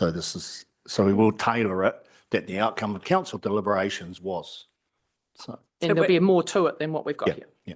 Okay, thank you. It will be a formal letter back to each submitter, but that's what we're talking about is the basis of the reply. And would you consider putting things in about the other communities who are directing them to maybe make, or are you saying that council will facilitate them getting together with like the likes of Hiwanui and Rangiotu? So I think the suggestion Hamish made is right, that over the next year or two, that we review our walking and cycling strategy. And that's for the district. And in that, I would expect we'd see some sort of master plan for the, for the likes of our cycleways or our walking tracks. And that's the right place to do it, so. So you won't direct them to get in touch with these committees, or you won't suggest? Well, the development of our walking and cycling strategy will be a consultation thing with the community as we redevelop it. So we will do that. We will go out to those committees. Yeah, I was just thinking is about part the of that funding. If process. they're not relying on council for funding, they could possibly go ahead and do something themselves if they got together and shared their, their visions. With council support, not Yeah. just on their own back. Yeah. Yeah. Yeah, needs council support, yeah. Thank you. Right, so that's that one. Okay, so the next one is Grey Street pedestrian crossing. So this is an idea to put in pedestrian crossings in Grey Street. I'll wait for Lisa to bring this up, but as I understand, this can be done within budgets. Hamish, you might be able to talk to this. Can you give us a page number, Yes, please? 34. Pardon? 34. 34. Yep. So yeah, the recommendations at the bottom of page 36. So 34 to 36 is the section for this one. And essentially what we've, a small number in terms of budgeted cost can be accommodated within the existing budgets, if you like. And there's also a number of sort of components that would be addressed through this by having a raised crossing. There's been talk of speed humps and the like down that section of road, but also providing a safe pedestrian access for particularly the school kids from Manchester Street walking across to the Marquino. So the way that we will look to do that is, yes, within existing budgets, and we'll probably try and kill 2 or 3 birds with one stone along the way, possibly a poor choice of words. Hamish, just adding on to that, do we need to add a time frame so that these people actually understand, we're not going to look at it maybe in 5 years, we'll actually... Yeah, and we'll include that in the formal letter back, but it'll be in the next financial year. Yeah. Okay, So so we need year to one, add that to the recommendation. Yeah. That basically out here, yeah, literally out that gate. Thank you. Is there anyone that doesn't support the recommendation there? Wants to speak to it? No? Thank you. We can move on. Okay, so the next idea is the Fielding District Promotions request for operation funding for CCTV cameras and ongoing monitoring of those. This is one that does require extra funding. Page 23. Page 173. 23. 23, sorry. Scribbling down the wrong thing. Oh, perfect. Yeah.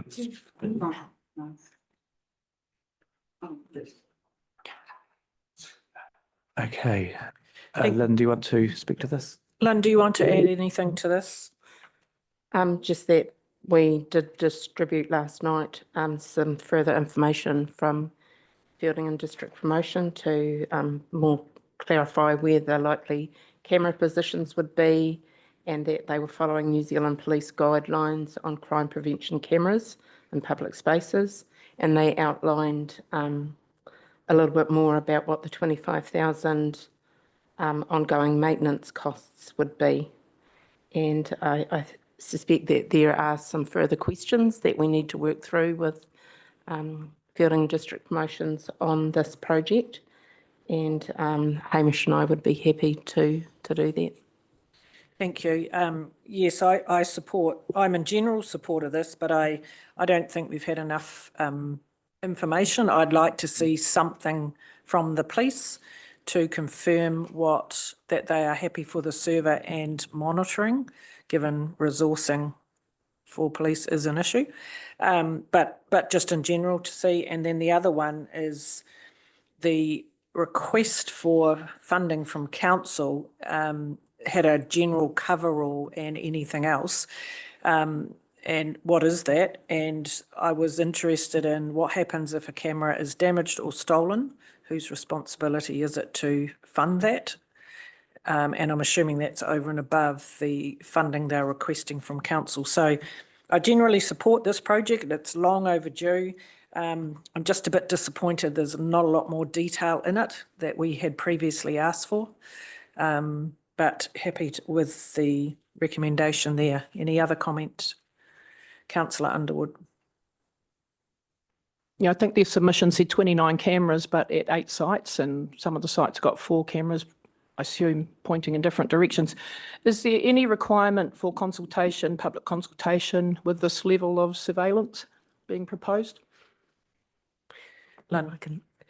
Yes, under the police guidelines, there is a requirement for public consultation. You could argue that Fielding and District Promotion has had some level of public consultation in the last year to 18 months where they have surveyed the CBD area. But, you know, would need to work through that, whether there was more public consultation that's needed. So that needs to be addressed ASAP because their proposal said they intend to install the first 2 sites in June, less than a month away. Yeah. Councillor Belsky. Yeah, I just want to endorse your worship's comments on this issue. Having been personally involved in the Rangiwahia Hall and looking through 5 cameras, it is a huge job, and I'd like clarification too on who's managing it and have they got the time to go through, because they've got a lot of cameras and they would have to follow that person around and through different cameras.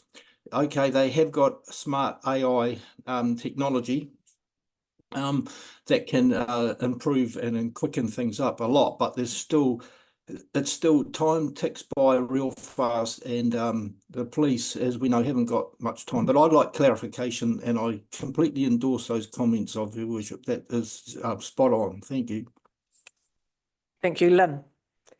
Thank you, Your Worship. As part of the verbal submission, the police and FDP talked about that police wouldn't be monitoring the cameras per se, that they would actually have an app that would end up on their devices, and they'd be able to react, you know, as a result of complaints made or if they noticed that something was happening. So, but we do want to work through what an MOU would look like between Fielding and District Promotions, Police and potentially Council around that. And as Hamish reminded me, that one of the obligations of this, you know, security cameras is having appropriate signage up so that people are aware that there is potential that they are being filmed, or actually that they are.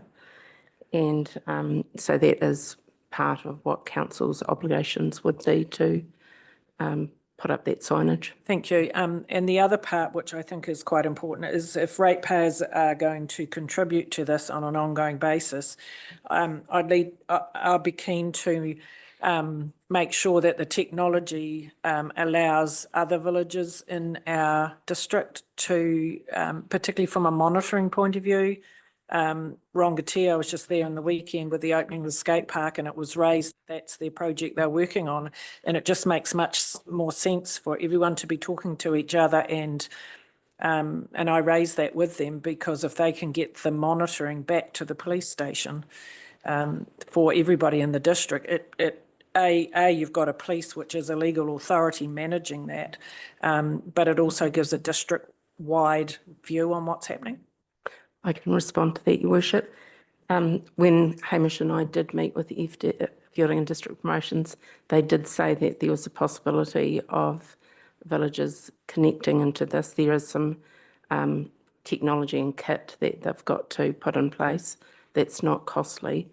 But I think that that's something that it would be good to explore, and just remembering that the servers that are being installed at the police can take up to 80 cameras. Thank you. Any further comment? Councillor Blackmore. Thank you. Perhaps something for the MOU, and you may have an answer already for this. Just thinking about, I suppose, the permanence of an asset like this. and what would happen in the case of fielding and district promotion not existing, should that ever happen. So I think we need to think about that. Absolutely, that's something we want to explore. Thank you. Councillor Campbell.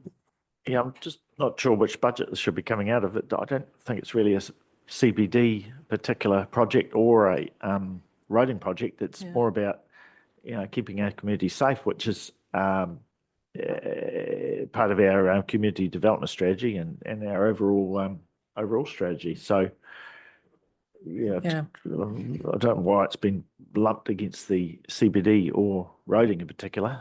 I'd actually support that because they're thinking much bigger than the CBD. In fact, their first cameras are nowhere near the CBD. That's right. So this is a district safety program. So I wouldn't like to see it come out of the town centre refresh. If I can Lynn. respond to that, we do have some funding in the first year of the town centre refresh for purchasing cameras, not maintaining cameras. But so purchasing for the CBD. yes. Councillor Ford. Yeah, I agree. I'd like to see it unshackled from the CBD refresh. I think this is a district thing.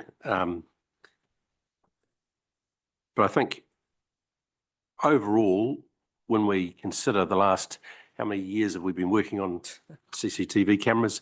Be at least 30, maybe 40, and we haven't got them yet. So the quality's got better, the price has come down, and while in one of my first meetings at this council, probably 7 or 8 years ago, we heard from FDP that it was going to cost council nothing, which was a shoot yourself in the foot moment. Probably the 25,000 a year and the one-off in year 3 or 4, whatever it is, it's probably not too bad from a civic investment, if you like. So I am supportive, but I don't see it being part of the town centre refresh. Thank you. Is that is there anyone who wouldn't support that amendment to the recommendation regarding where the funding comes from? Thank you. Anything further? No? That's been noted. Thank you. Yes, sorry. Can I just clarify the cost to be really clear on so it's $50,000 in year 2 and then 25,000 years from year 3 onwards for ongoing monitoring. Thank you. My thinking is that it's subject to getting all of those questions that have been raised today being provided, and also understanding and approving where the funding would come from. Your Worship, could I ask a question? Amanda, yes. There seems to be a lot of questions around the table and not a heck of a lot of certainty. Bearing in mind that they're asking in year 2, I wonder if we defer this to an annual plan and where you've actually got certainty, you've got an MOU and you're actually happy about what it is you're actually agreeing to. Because when I read the documentation that comes out, it says that they're proposing the MDC fund the ongoing maintenance at approximately 25k per annum. They cost includes, but not limited to, and these costs will be reviewed every year. I'm a little concerned about what you're actually committing to. Correct. It's not necessarily 25k, and if we have more cameras, we're not a bucket of just money to come to. So I wonder if we get certainty and you pop it in the annual plan. Yeah, but which goes back to the need to have an urgent conversation with FDP, because the information also said they're starting in a few weeks' time. Yeah, but they've only asked for you to support from year 2. So you've got a bit of time. Yeah. Yeah, so who funds it in the meantime, I guess, is the question. Yeah. Okay, covered that one. Thank you. Let's move on. Okay, so turning to page 41, which is the Hanua Terrace stormwater improvement, which we have that work programmed into our long-term plan for year 1.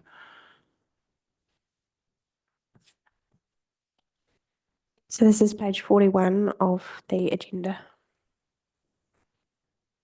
Thank you. So this has been budgeted, and so in my way of thinking, the recommendation fits exactly with what our proposal is. Nothing else to add, Hamish? Just if I could, just a reminder to council that we'd initially had 500,000 per year across the villages, and as part of this draft long-term plan, we've increased that to $1 million. So there is a lot of focus in terms of dealing with a lot of the wider village stormwater issues. And as we say, this project's already underway. It's quite a complicated one to get a good outcome, but it is underway. Thank you. Councillor Shaw. Thank you. Are we going to comment to them about the particular weather event that she was referring to? I just thought particularly that it's former Palmerston North City Councillor Annette Nixon, that she would have a good understanding how these things work. Through you, Worship. Yeah, so there's communication in terms of specific events. This is in terms of an LTP response. There's obviously an overlap in terms of the work we're doing and the concerns that were raised. So that will be wrapped up. I'm not sure whether it's one response or two, but we will cover all that off. Yeah.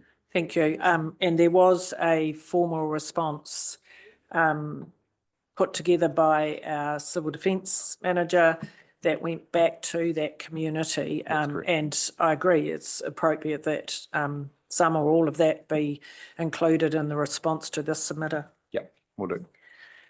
Councillor Hadfield.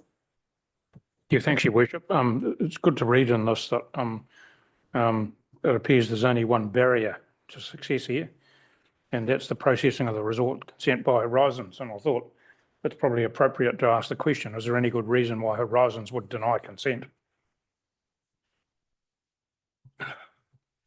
Councillor, your guess is as good as mine, right?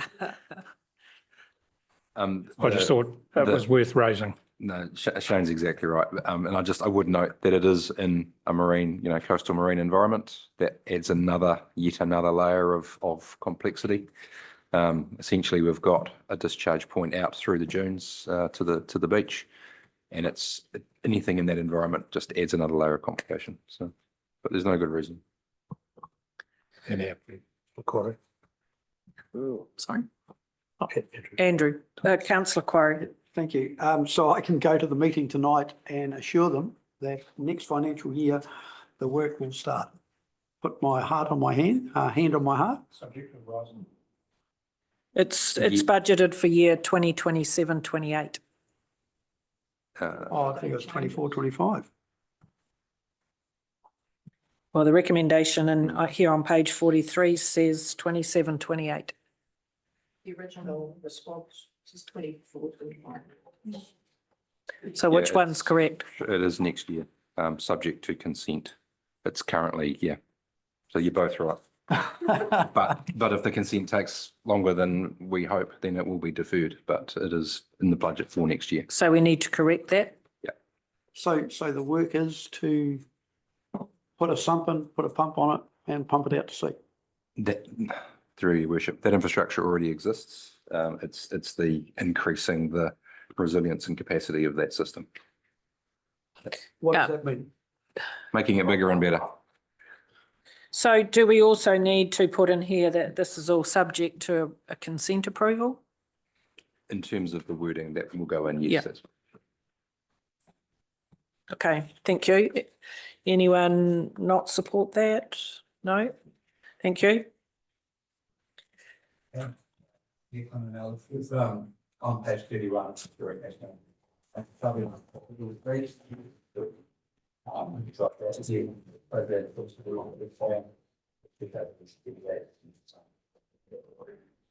And to add to that, your worship, if you recall, this is our significant capex upgrade that we've discussed since the November 22 flooding events, and we've proposed the 4 projects. In terms of the draft LTP development, we would have liked to have done them earlier, making everything fit into the budgets. They're in the latter half of the LTP timeframe, but they are in the budgets, and this project is one of those. Yeah. Excellent, thank you. Councillor Underwood. Thank you. How do we give certainty to these people? Because the work's going to commence in 2028, but then we had a submitter from Port Street East who said that they'd been assured work was going to commence at some time and then it got bumped. And what assurance do these people have that this work won't be bumped? My assurance to them will be that it's in the long-term plan, and as long as there's no decisions by council to change that, it will be delivered within that timeframe. Is it okay to reply?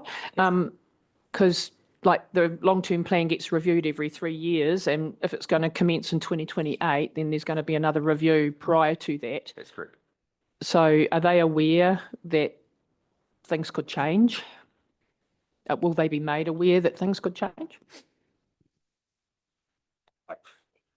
It's a decision that gets made by council in 3 years' time. Is this still a priority? Yeah, we can include that LTP cycle in the response, but like I say, unless council makes a decision to make changes at the next LTP, that is the plan that we've currently got. Thank you. Okay, turning to page 90 of the attachment. This refers to plumbing work at McKelvey Hall in Tangi Moana. Plumbing work, this involves extra funding of $3,500 capex. And from what I understand, it's to improve the water quality in that hall. Linda, do you have any more to add to that? No, not really, other than it is a community-owned hall and council doesn't usually invest in community-owned halls other than where there's a minor projects relating to building compliance for halls that have regular use, so this fits within that. They have already, as I've indicated, purchased the UV equipment, so this is for plumbing and installation. Thank you. So, and we're saying that this funding, the 3.5K, will come out of our OPEX costs. CapEx. OPEX. Grant. OPEX, because we don't own the hall. Oh, thank you. It's a So, grant. so we will be going back to them, pointing that out. So again, it comes back. But then can they apply under our community projects fund? The community committee can. Yeah. But as I understand they've already got other commitments for the next 12 months. Okay. So what they're trying to do is get this in now so they can use it. So, so what we're saying is that it really comes down to the hall committee, whether they are prepared to pay the funding to install the materials. No, they're requesting that the hall committee has already got commitments over the next 12 months, so they're requesting additional funding. Additional funding. 3,500 capex. So this will just be a grant to them to install the plumbing that materials they've already bought. It's 3.5K. Yep.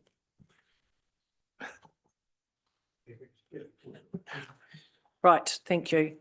Lisa. We'll need a motion on that. I just wanted to clarify that their original request was for 6,500, but we're looking to approve only 3,500 because the materials have already been purchased through the community facilities budget. So what we're proposing is to approve a lesser amount than they requested in their submission on that basis.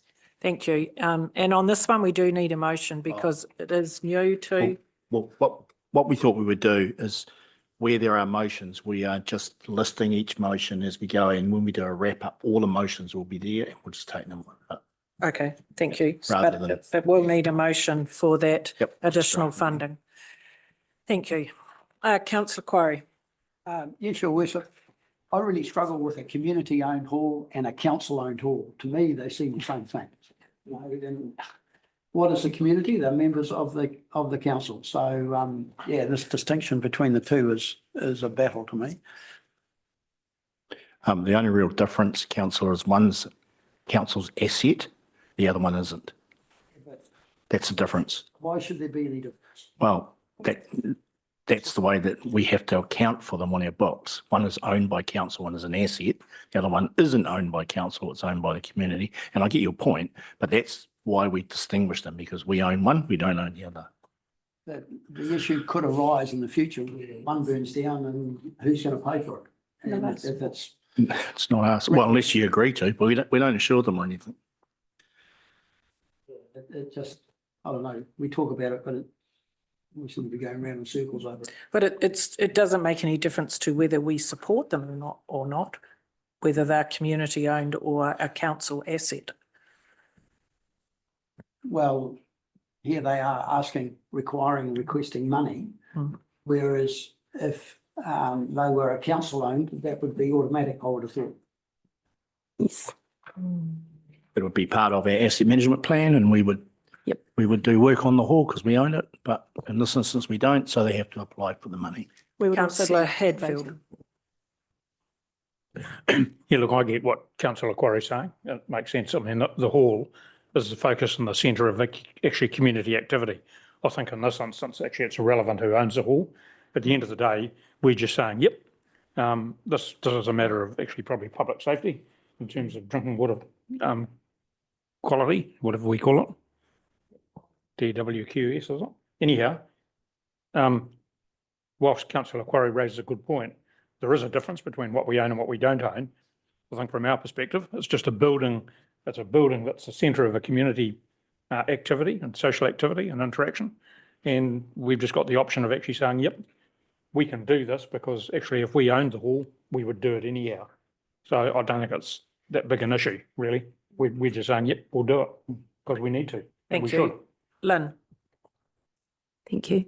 There is a halls policy that defines this, and we will be coming back to council with the halls policy for an update in the next couple of months. So that's another chance to have a look at and understand what's in that policy. Thank you. Councillor Underwood. Thank you. I noticed under option B as a disadvantage, it says that the community would be responsible for the ongoing costs of replacing the filter. Are they aware, is that going to be in the response to let them know of this ongoing cost and how much it's likely to be?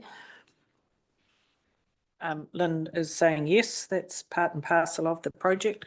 Thank you. Councillor Short. I'm not meant to be speaking on this one, but the third part of their submission was inquiring about the process for the hall to be vested in council ownership. I don't think everyone's remembered that. Thank you. I think that's what Lynn was referring to when the halls policy comes back to us. We have the opportunity then to consider that. Thank you. And maybe we should include that in the response back to them, that's when that will be considered. Thank you. Councillor Campbell. Yeah, just while we're having this discussion then, I'm involved with the Tainui Te Arakura Hall, which is not council owned. It's owned by a independent society, but it's on land owned by the education department at Tainui School. But the society is investigating passing the hall over to the school. But perhaps we should be having a discussion with council if they were interested in taking it over. I suspect you're probably not, but we need to have that chat. That hall is another one of the community-owned halls. There's not many of them in the district. That's one, but it hasn't been a burden on the council at all. We haven't had any money from council for years, so it seems to have been able to pay its way quite well. Right, thank you. Okay, so the next one is on page 94 of the attachments, and it refers to requests for drainage, proper signage and road mirrors for Popatete, Titikanga and Te Hiri o Mahuta Marais in the Tururu Valley. These are smaller projects that can be accommodated within existing roading business as usual programs.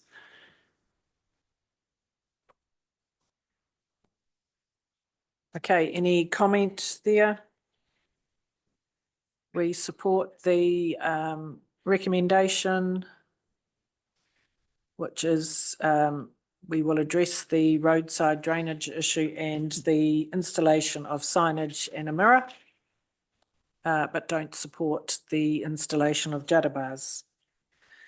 Great. Thank you. Yes. Okay, next one on page 66. Makoda Road and Ura Valley Road I think this refers to road markings on those roads. Again, comes with some with CapEx requirements of $10,000 and OpEx of 2,100 moving forward, but these can be funded from the current roading budget through the non-subsidised renewals. Hamish, do you have any comments on this? No, only to say reasonably minor stuff. Fully support being able to do it, and as we wind up the end of this financial year, if there's anything that we can do in advance, we will do that out of this year's budgets. So we'll look to progress this fairly quickly. Great, thank you. Any comment on that? None, thank you. Okay.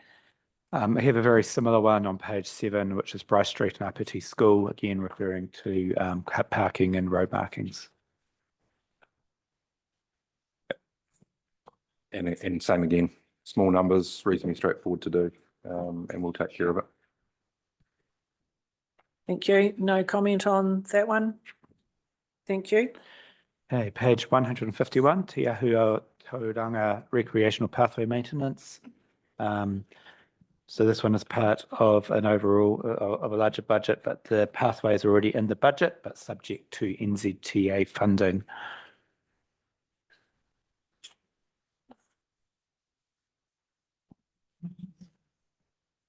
And the What page, sorry? so the recommendations on page 155.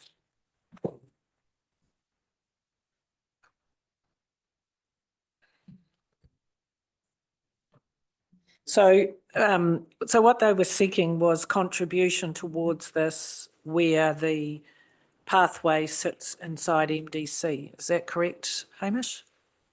That's how I understand this part of it, yeah, over a bigger plan to link up through into the Palmerston North cycleway networks as well.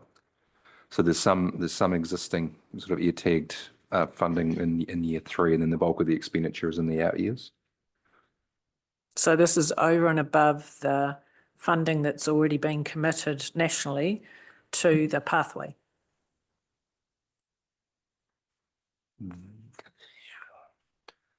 It's in the out years of future budgets, so it's in there at this point, but will need to be reviewed by NZTA when they get to that stage of the 3-year funding block. So it's subject to NZTA. Absolutely, yeah, all of these are very much, yeah. And as we've said in previous ones, the GPS that's come through, it's very, very clear that they are not looking to fund these as a priority. So we'll need to balance that as we get closer to the time. But wasn't the consent for the new highway on the basis that there would be a pathway constructed? As part of, yeah, this is linking into as far as. Yeah, so that, well, you can't have a pathway that's not linked to anywhere, but this is where it's going to test the new government's GPS around not supporting cycleways. The consent conditions were that there would be a pathway connected to that highway.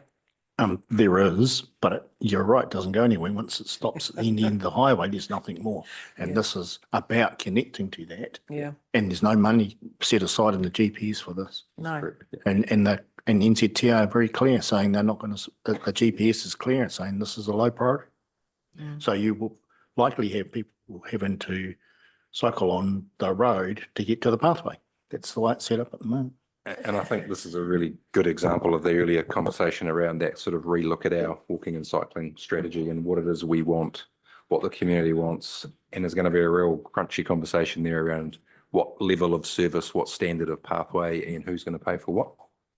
And I can see the community going to have to probably do a lot of independent fundraising, if you like, unless council finds buckets of money to supplement what would have previously come from NZTA. Thank you, Councillor Quarry. Weren't they expecting a result or an answer to their question any day? And that was a couple of weeks ago. Yes. What was that answer?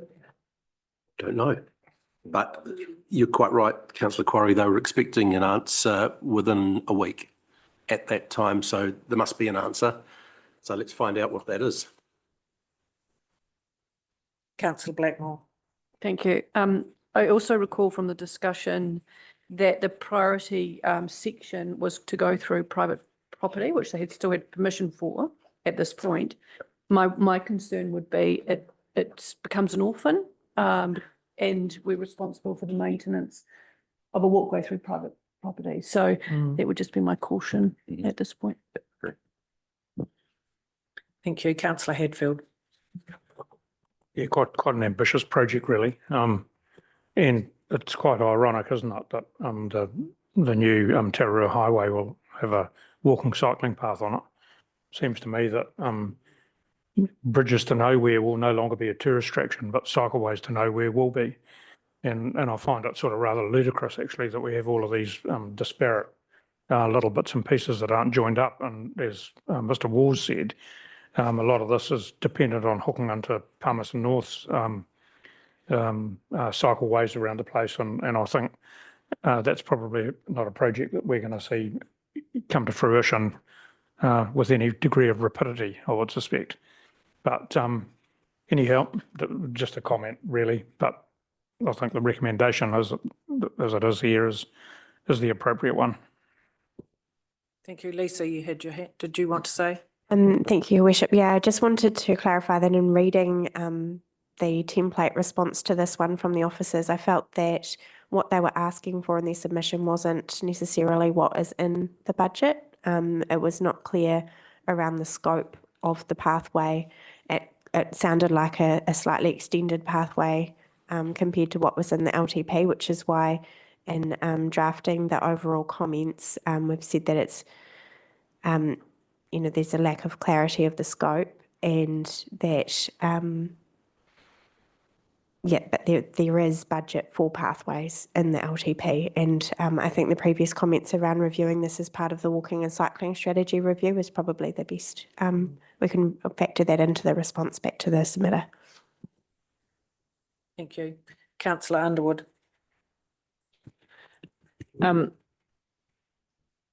They put the pathways into the LTP, which they'd already planned, which are those ones that are on that last page, 156. This ambitious pathway was extended in order to qualify for the funding from NZTA because it had to join in with the national pathway. And all they were looking at was getting maintenance, getting funding for maintenance, and I can understand what it's written here, that there's too many variables at the moment to promise that, but there's nothing to stop them applying again, I suppose, later when things start to, if they do get that funding from NZTA, they could reapply for that once there's more certainty, perhaps.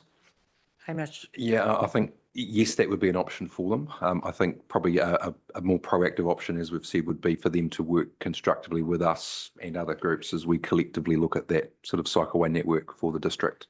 And we may be able to be working on their behalf with NZT, as opposed to sending them off down that cycle path to try and find the funding. So,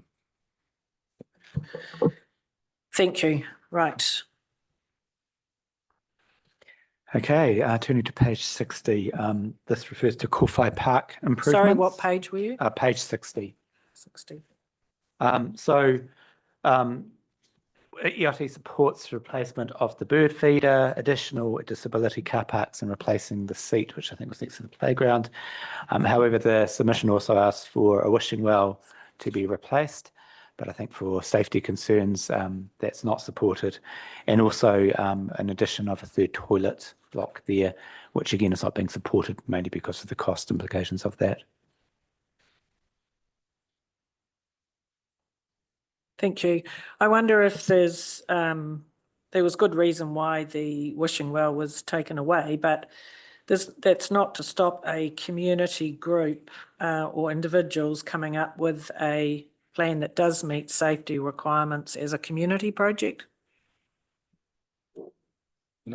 I'm just wondering, rather than just cutting it off, we encourage them to, come up with an idea.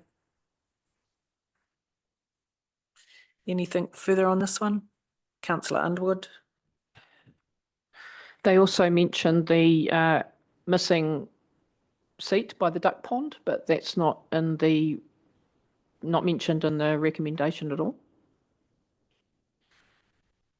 And yeah, I think, sorry, and through your worship, when this was put together originally, the seat, we hadn't discussed that as part of ELT, so I raised that on Tuesday. So that was after this template was put into the agenda, and we did discuss it and agreed that we could put the seat back in. So yeah, that will be added to the recommendation before it goes into the letter. Thank you. Councillor Short.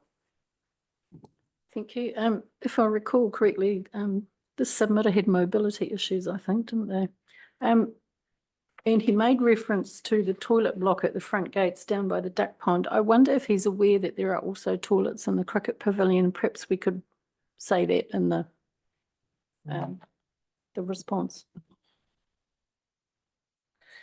Yep, good point. Anything further? Councillor Quarry. I'm a little bit wary about a seat. My experience with birds and seats is that they love to perch on them, and when they perch on them, they leave a deposit. And I just question whether the seat will actually be used very much, because they're filthy creatures at the best of times. And you know, you'd walk up to a park bench and it'd be covered in. No, we put them in an aviary. Put the aviary over top of the seat. And they stay there. So I'd question whether a seat is actually required and whether it would be used. Lynn. Part of our contract with Green by Nature is to make sure, clean the seats. Thank you. Right, can I say something, Your Worship? Oh, sorry, Councillor Belsky. I agree with the executive leadership team on this comments. And it is a good idea to put a native bird feeder in the bush, and I've seen them in different parks. It certainly brings the birds, and I think that's a real good way of having the birds with the environment all around them. Yeah, good idea. Thanks. Thank you. So we support that with the addition about the seat and that advising them about the toilets that are currently available in the cricket pavilion. Councillor Ford. Thank you, Your Worship. So I've just learnt something. Thank you, Councillor Short. I didn't realise there were toilets in the cricket pavilion. I take it that's the new one? Yes. Yep. Yeah. And open every day. Are they are the signs up, etc.? Because there have been a lot of people asking for toilets back towards the playground. But if they do, if they're in there, that's fine. But I just wasn't. You would drive past them if you were going to the playground. I think there's about 3, but I can't actually recall if one of them is a mobility access, but I would imagine being a relatively new building, it would be. There is signage on the doors of the toilets, but if you don't know to look at that, and it is something that maybe we should consider placing a sign there, a public toilet sign. Thank you. Right, thank you. Okay, on to page 37, which is the issue around the Halcombe stormwater damage to private property. You remember we had quite a passionate presentation on this. So Hamish, I think your team's working one-on-one with this, with the affected couple. Yeah, thanks, Dave. So this ties into, again, part of that village stormwater upgrade and investment program that we've already referred to. The issues raised here are separate too, but there are a number of things we can look at to address these issues, at least in part, as part of that program. And so the team are doing a bit of work now and also working directly with the landowners there. So we will have that a plan for that sort of put together over the next few months, I would expect. Anything further on that one, Councillor Ford? Thank you, Hamish. I don't read a lot of confidence that we're going to solve their problem. I think from what I'm reading is that we might be able to help with their problem, and I'm just trying to get a honest answer of where it's likely to end up for them. Yep. So essentially, the solution that we are, looking through involves potentially a series of smaller detention areas to hold and slow the flow that's coming through. We can't go right back to the top of the catchment area and make property by property changes there. So some of that solution requires working with other landowners and working through the natural flow path of that waterway. So it's not a 100% yes, we can fix all of their issues overnight. There are options that we can put in place, but similar to consenting, there's a number of factors in there we'll need to work their way through. So it is certainly our intention to help where we can, but not all of those factors are in our direct control. Thank you. Thank you, councillor Short. Thank you. I'm pleased to hear you're going to look at the neighbouring properties as well, because you will be aware, I've raised with you before, but just past them, there's a very big issue there which still hasn't been dealt with. And while the problem that they've alluded to us was water coming from the village, if that area of land along the Kiwi Rail land doesn't, area of stream doesn't get cleared, it might back up and come from the other direction as well. So it would be good to put some pressure on other agencies, Horizons, into Kiwi Rail. Kiwi Rail and Horizons. I mean, how much would it really take to stick a digger in there and remove all this fully mature willow trees fallen into the waterway, and they're all blocked up with, when there was a flood recently, and there's boards and gates and all sorts of things, and no one will clean it up because it's always someone else's problem. If I could, you're exactly right, and it's not isolated to this area, and I guess land drainage is a wider issue than just MDC, as you say. There's a combination of factors in terms of private drains across private land, district council maintained drains, regional council maintained drains that are on Kiwi Rail and or NZTA. Multi parties involved in that, and generally speaking, no one's got any money for it. So. And that includes us to a certain extent. We don't rate specifically for these sorts of things in other people's drains, if you like. Not to say that we couldn't do that, but as part of these village improvement programs, as I say, we've increased the budget for those programs going forward. And the intent is that as we develop a sort of a village by village or multiple solutions within the village, if there is an extension of that to do exactly as you've just outlined, that is what we'd work through. But have you actually had a look yourself? Because if you haven't, I would suggest you don't even see the extent of I have, yeah. So Thank you. Councillor Underwood. So it says here the work's not going to commence till 2027, and that's based on the modelling that's just been completed. And I'm just wondering if in 3 years' time, with the amount of building consents that are being issued in Halcombe, and whether the modelling is still going to be relevant. And also you mentioned that property is affected by 5 catchments. The solutions that, well, that's what it says here. The solution that you're proposing, how many of those catchments will be caught by those ponds? Yeah, it's probably a fairly technical conversation in terms of the actual land area, but we're focusing on this particular property, which is downstream in terms of the area that we're talking about. So it's looking at those other catchments upstream. Where's the water coming from? Where are the opportunities to intersect it in terms of putting in detention areas? And so I don't have a specific answer to that, but there's a number of factors that need to be taken into account. One other comment I would make too is that given the nature of these works, and Councillor Hadfield mentioned the likes of resource consenting and your comments around other landowners and property owners, we do have effectively a number of projects kind of on the go. And whilst we have a plan for this year, next year, the year after, if a project is delayed because of consenting or landowner issues, but another one can progress, the intention is to try and get the investment going year by year. So we do a bit of sort of back office juggling to make sure that we're not just sitting on our hands waiting for a consent to happen and not progressing another project in another village somewhere else. So the timeframes are kind of set in budget, but there's a wee bit of flexibility in there to try and make some progress.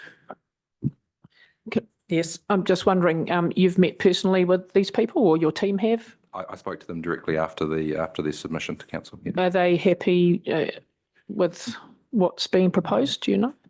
No, I haven't spoken to them since we've come up with this. I think I took a note from them that they have a view of the cause of the increased stormwater as they see it. I think happy is a very subjective term, but certainly trying to find a solution that's going to fix the issue is what we're focused on. Probably about as happy as those birds that in the aviary that are depressed. Thank you. Right, thank you. Moving on. Okay, and now turning to page 121. This was about a walkway on Banks Road to provide a safe path to the school. As I understand, this is already been budgeted into long-term plan budgets. 121. 122, and the recommendations got 123. As David said, well aware of, and this has been a conversation around the council table for a number of years with some of our colleagues. It comes back to that question of growth, a growth project funded through development contributions versus a level of service change funded through a more general rate, which is where we're looking to fund this work.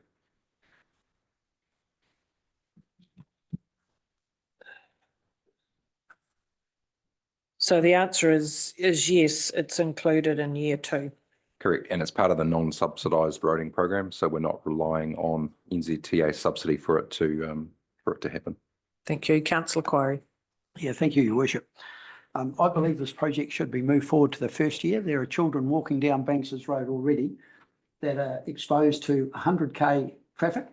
I believe the traffic sign for speed limit should be removed to the furthest new road that's put in there.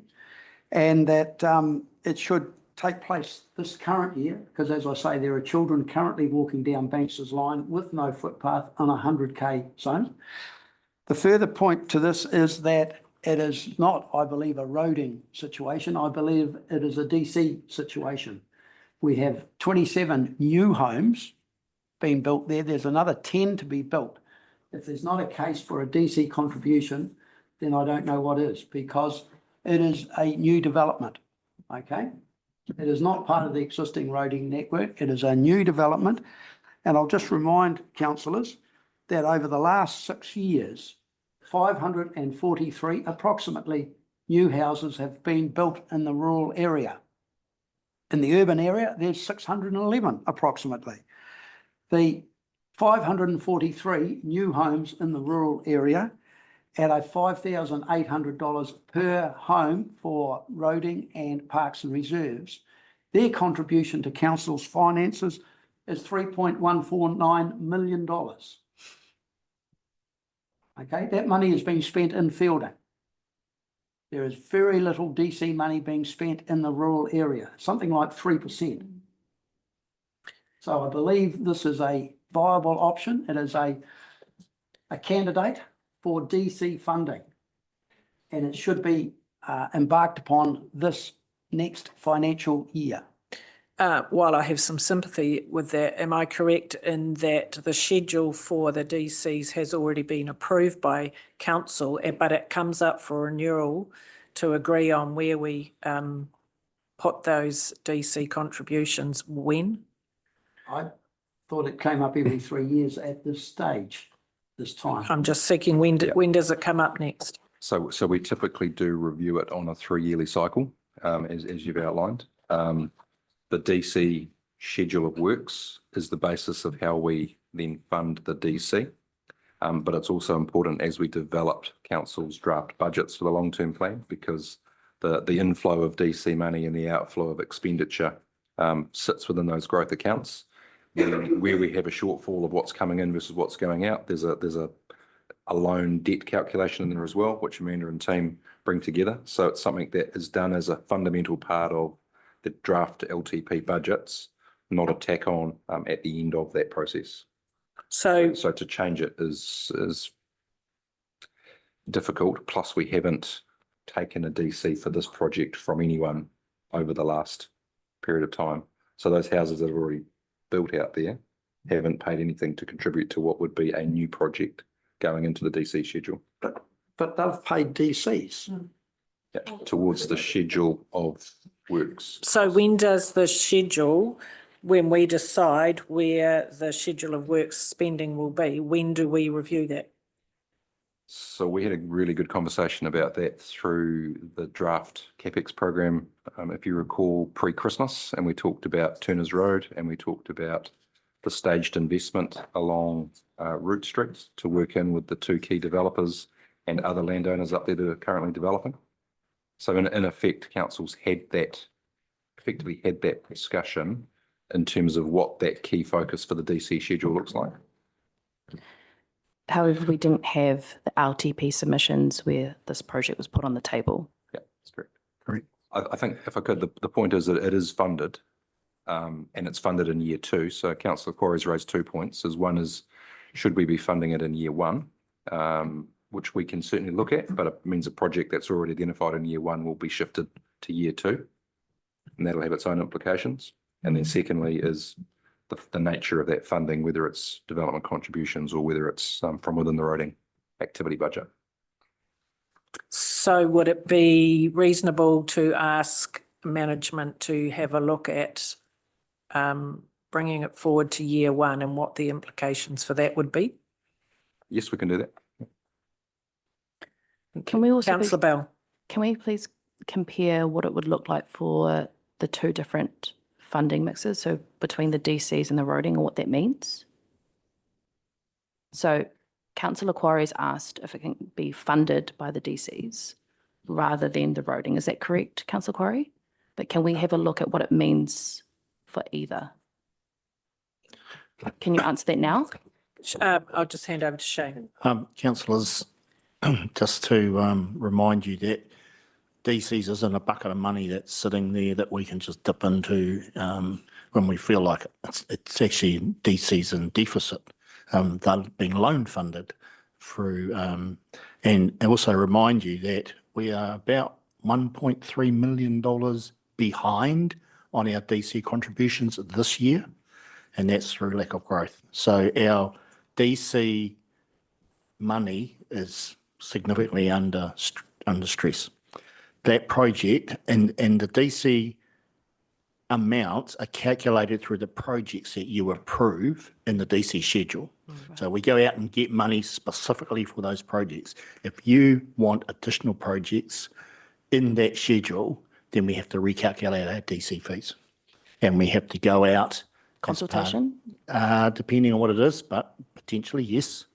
Now, we will be looking at our DC schedule once you approve this LTP, because we can't put stuff into that DC schedule until you approve it. And that's all these works that have gone in this draft long-term plan. Once you approve that, we will then look at the DC schedule. We'll get advice on whether we need to consult on it, because at the end of the day, we've consulted on all of those projects because it's come through your LTP process. Right. So that's the work that we will do, and we will sit down and amend those schedules so the process for this and why it will pop into year 2 is we haven't collected the money for it yet. Councillor Ford. Yeah, thank you. Just listening to all the comments, etc., I'm wondering whether perhaps the quickest way to achieve this without causing huge disruption is if we can have it all planned, ready to go, so on the 1st of July 2025, the digger goes in, or the shovels, so that it actually does start right at the beginning of year 2. In the meantime, can we look at the change in the speed limit, because I think that's quite a significant issue. And the other point I would make is that compared to a lot of rural roads, this one is quite wide, and there is plenty of room for the walking track, and which actually means there's, even though children might get their shoes a bit wet, they can actually get off the road. There are rural roads in the district where really there's nowhere to go, and they're far more dangerous than this situation. But I'm all for getting on with it, and but I suggesting that we stick with year 2, but have it ready to go right at the start of year 2. So is it possible to do something around the speed limit, or that has a process as well? Yeah, there's a fairly quick and efficient NZTA process around speed zone reviews that we would have to go through. which we can certainly look at that in terms of traffic counts and establishing the evidential base is what you need to begin with in terms of that. But we can certainly look at that piece of road as part of a speed zone review. Yes. And can we include that into the response back to the submitter? That we will review the speed? Yes, we can. Yep. Thank you. Can we still try and get it done next year, this coming year, not 2 years out? Well, I think what the chief executive's saying is there isn't any bucket in that budget to do the Well, work. there's talk of it coming out of the roading budget. We can. Which project do you want to take out? Well, I want the job done. Let me check. How about you leave it for us to investigate if we can bring the project forward?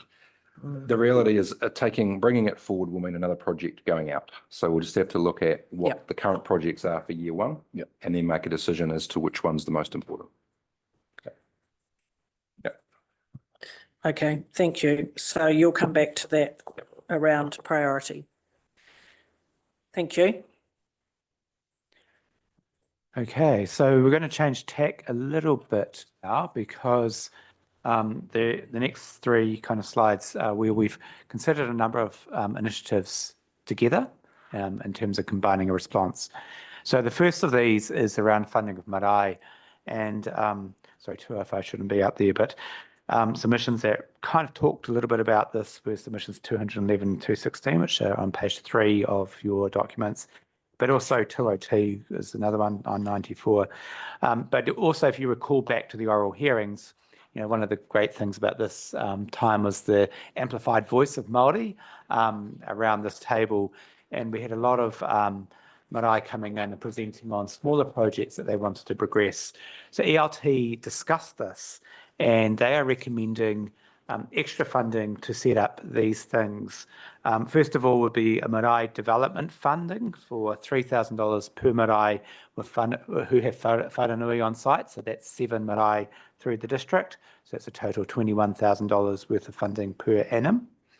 A small increase in the Urapa funding from $7,000 to $7,000 to $10,000.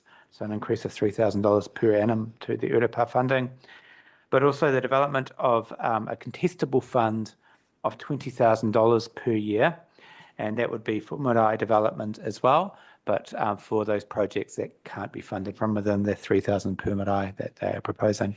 So that's the recommendation from ELT to respond to those submissions. So the first one, marae development funding, so that puts it on a par with our community committees.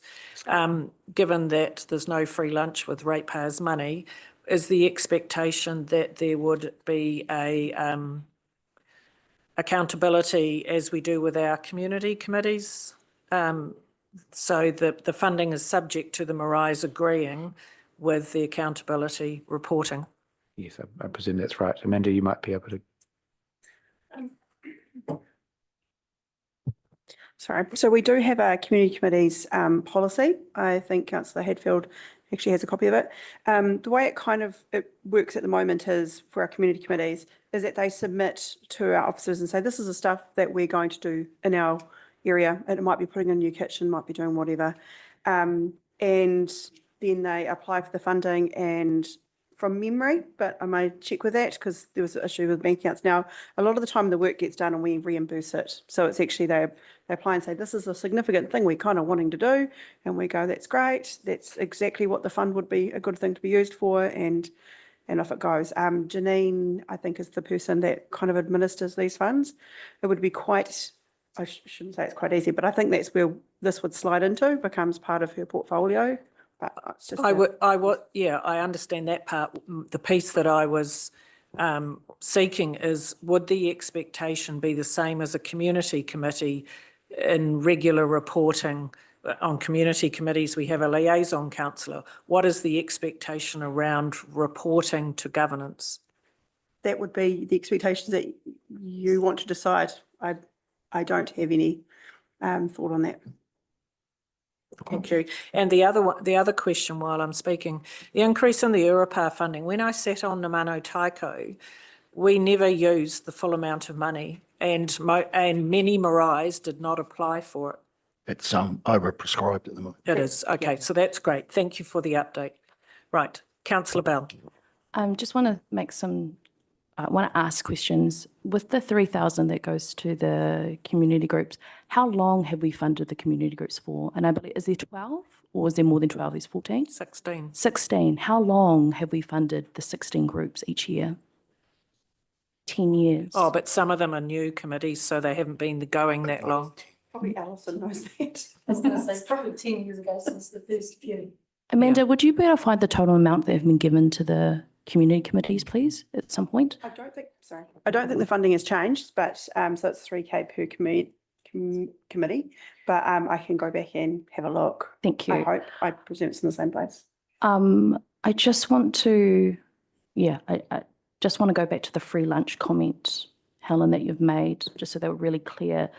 Māori ratepayers too, they have contributed to the funding of the community committees for how many years that they've had.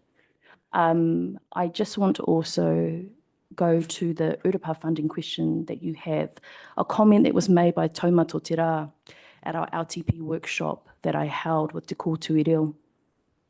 Most of them and I felt conflicted to apply for the funding for the Urapa, basis on the fact that they felt that the 6,000 would be enough to cover everyone. So the comment was, we didn't know who between the marae had gone for the funding. And some marae would look at other marae and go, okay, I'm going to pull back. And sadly, the communication between all of the Urapa committees didn't go through. So that is one of the reasons why not every Urapa of each hapu and each marae didn't go for these application funds. And that has been recorded at our LTP workshop that I held with Te Kōtui Reo. One of the things that's really important for us to do in our communication is probably with Te Kōtui to release who has gone for the funding, how much is left, so that they know what's left over and can talk amongst each other. That would probably help. Going to have a look at how we can apply the model of the community committees accountability with marae.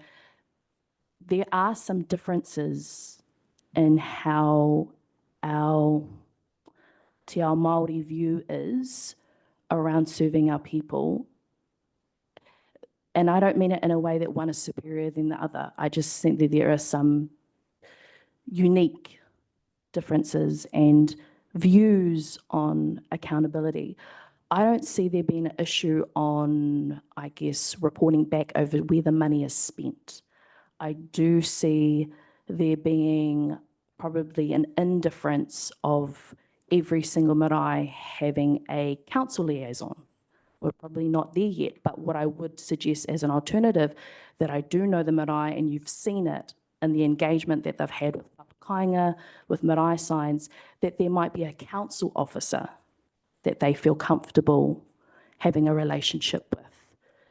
The relationship might not sit, and it might go both ways, where we have council governance in this room that don't feel comfortable having a direct relationship with the marae just yet, and that takes time to build, but there might be an officer that can sort of bridge that gap. So if we're talking about accountability, and that includes communication, like we do with our community groups, perhaps that's something we could consider. I think for us to remind ourselves of the context when you read the submission from Te Kōtui Reo, why they asked for the 3,000 per marae, that was on the subject of equity. That's why I've also asked how long have the community committees received our ratepayers funded 3K. It's important that Te Kōtui Reo know that, as well as myself as a councillor. I think that's all I've got for at the moment. Councillor Short. Thank you. I just wanted to ask a little bit more about the Urapa funding, because the policies actually Urapa in private cemeteries. So there are some cemeteries that aren't Urapa that are still privately owned, which is normally by churches. And I think also, is it the Apathy Cemetery that's in a trust? Yep. Could apply to that fund, but I don't think Apathy ever has. But there's two churches that also apply for that funding, both Anglican churches rurally. From the days when I was on Ngā Manu Taiko, one of the restricting factors about this funding was you couldn't do any capital works. It was just about maintenance. And I wondered whether it's time we review that policy, because it might be as simple as wanting to put in a footpath or putting in a new fence or something like that. But that wasn't considered maintenance. So that was those sorts of projects were excluded from the funding. So I just wondered whether, this could trigger a review of the actual policy in the first instance to see whether we're funding the right things and whether, if we did include a small amount of capital works, whether 10,000 per annum would be enough. Or you could use the proposed 20K contestable fund project by project, because each Urupā and private cemetery would have different needs at different times. So that could be another way of managing any capital cost. Lynn. Thank you, Worship.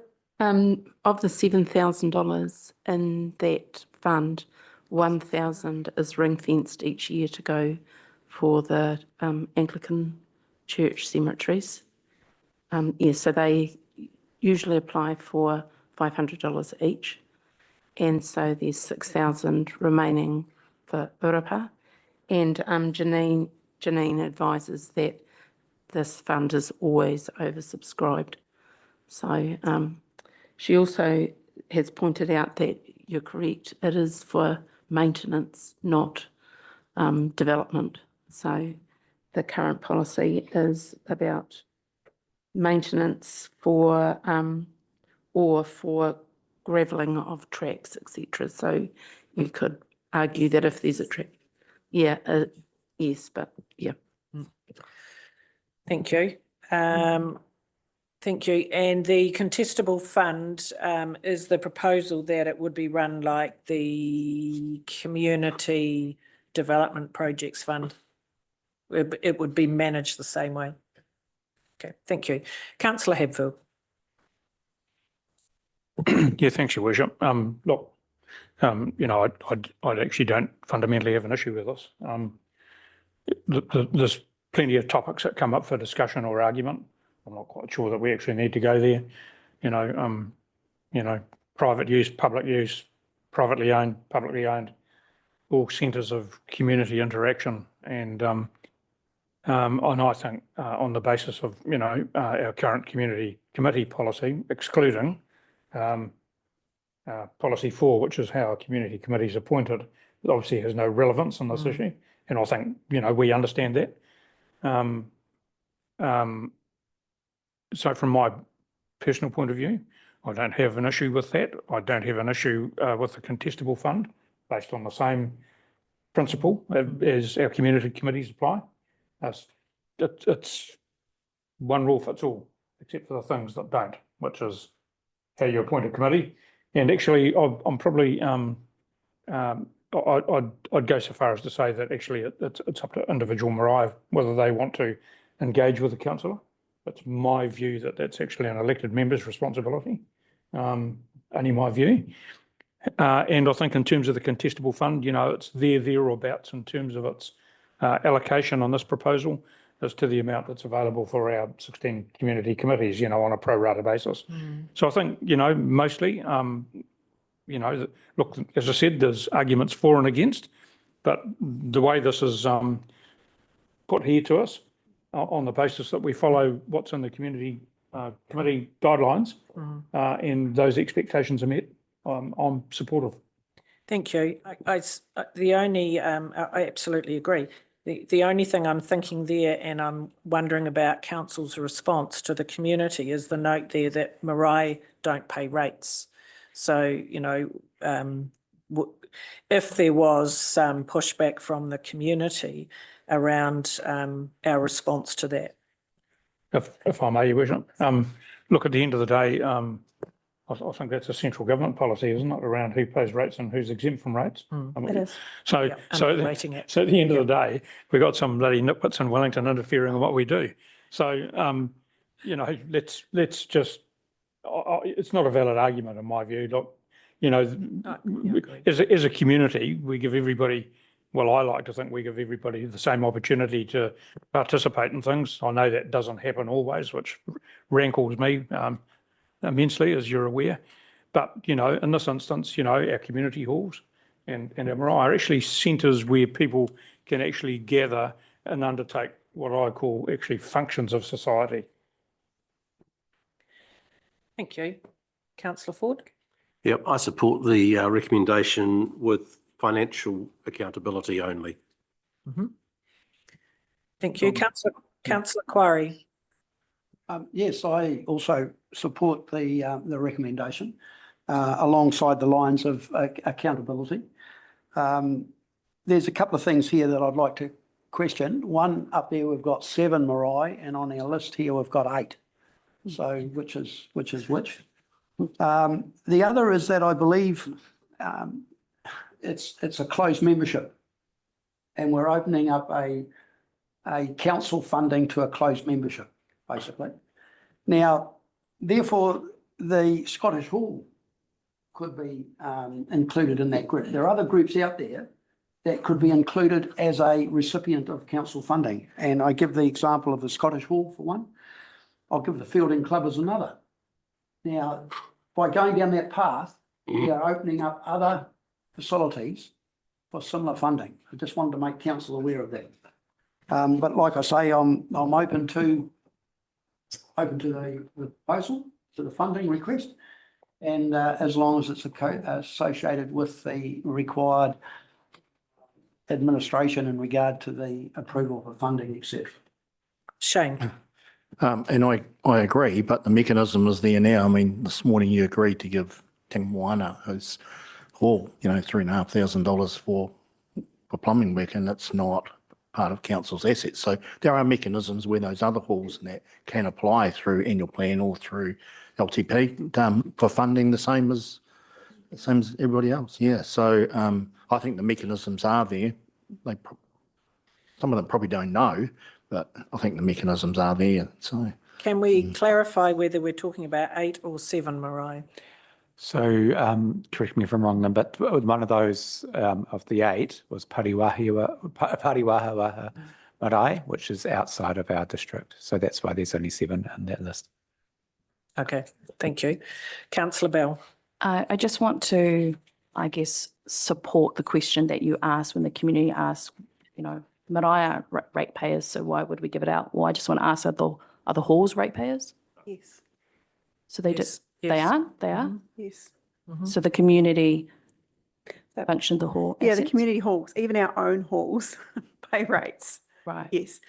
Some of our charitable groups may get a rates remission if they are a charity that own a hall. I'm not sure if that are the case, but you know, the rates remissions are available for anyone to apply. There may be instances where a couple may be getting a rates remissions that are privately owned, but even our halls pay rates. Our RSA pays rates. Councillor Campbell. Councillor Blackmore? I think we just need to be a little bit careful. I know we've tied the funding to the presence of a wharenui, which kind of implies the equity would be about a hall. But funding community committees aren't about funding halls, they're about funding communities. That's right. And some have a hall and some have a relationship with the hall committee, some spend the money on halls, Yeah. some don't. So let's just not tie the two together too closely. Councillor Short? Thank you. And following on from that, if it was going to be about physical marae, I would actually still like to see Parawaha in there, because while their physical wharenui might be on the Bull side of the river, they have a lot of land interests on the Manawatu district side of the river, and of course are part of the collective of hapu up Te Ruru. Tēnā koe. So where do you want us to go? Do you want us to, we need a recommendation, so are we agreed with the wording there, and we'll take that out and add it to our. Shane, just for us Well, to be we just need mindful. to answer, Alison's raised the issue about, are we talking about 7 or 8 maraes, given that the 8th one doesn't sit within the Manawatu district? Councillor Bell? Yeah, if we focus on where the actual physical tangible marae is, but Pariwahoa have whakapapa te whenua connections to our district, which is why they're part of Te Kōtuireo and have always been part of Te Kōtuireo. I think I also want to touch upon something else. Yes, there are 7 tangible marae that's in our district, but actually there are more marae that go beyond the 7. So I want us to consider that. I'm very supportive of the 8 marae at the moment receiving, because they have things that they need right now. That doesn't mean to say that the other 5 don't. The other 4 don't. So I'm just very mindful that I also have other marae that contribute to Te Kōtuireo, that contribute to this community. And what I mean by that, people that belong to that marae, that aren't part of this fund. One day when they do rebuild, which is part of their dreams too, and I believe that we even have a council liaison that is connected to Ngāti Te Ao and who have been engaging with Lara, but they won't be part of this fund, and that feels off for me. So we've got a council liaison, a relationship, they're part of Te Kōtuireo, but they're not part of this fund. So what does that mean? What messages are we sending? Are we focused on the tangibility, or are we focused on who are mana whenua in this district?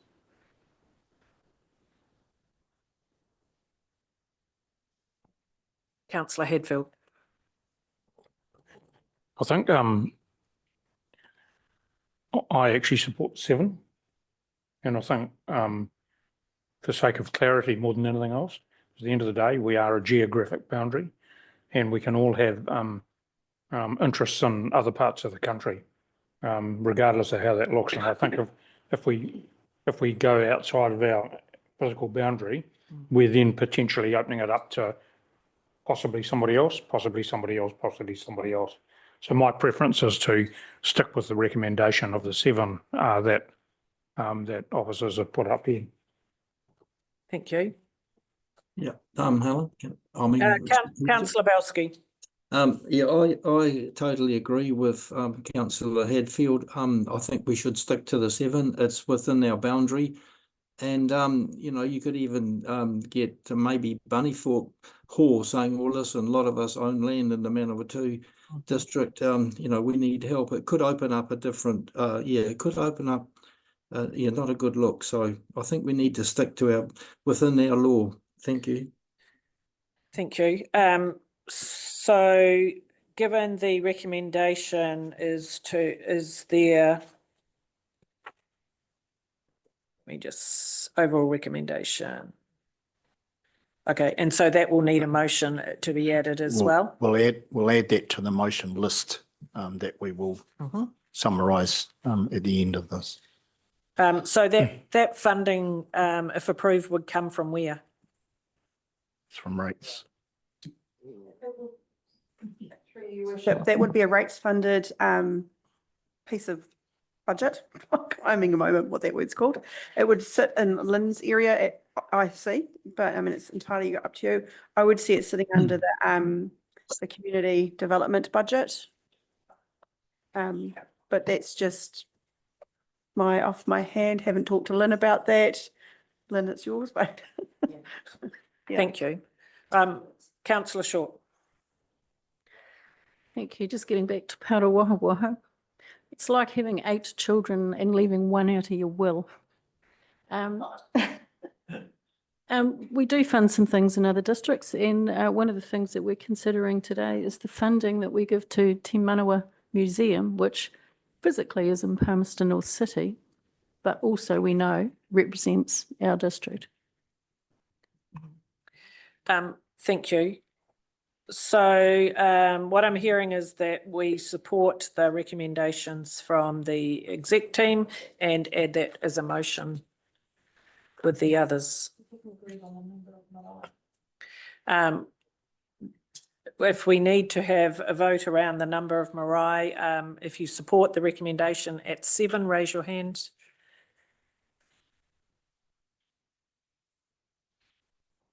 Plus Steve. Thank you. Against? 3. Motion's carried.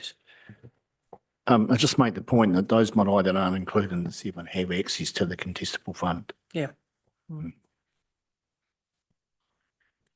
Right, thank you.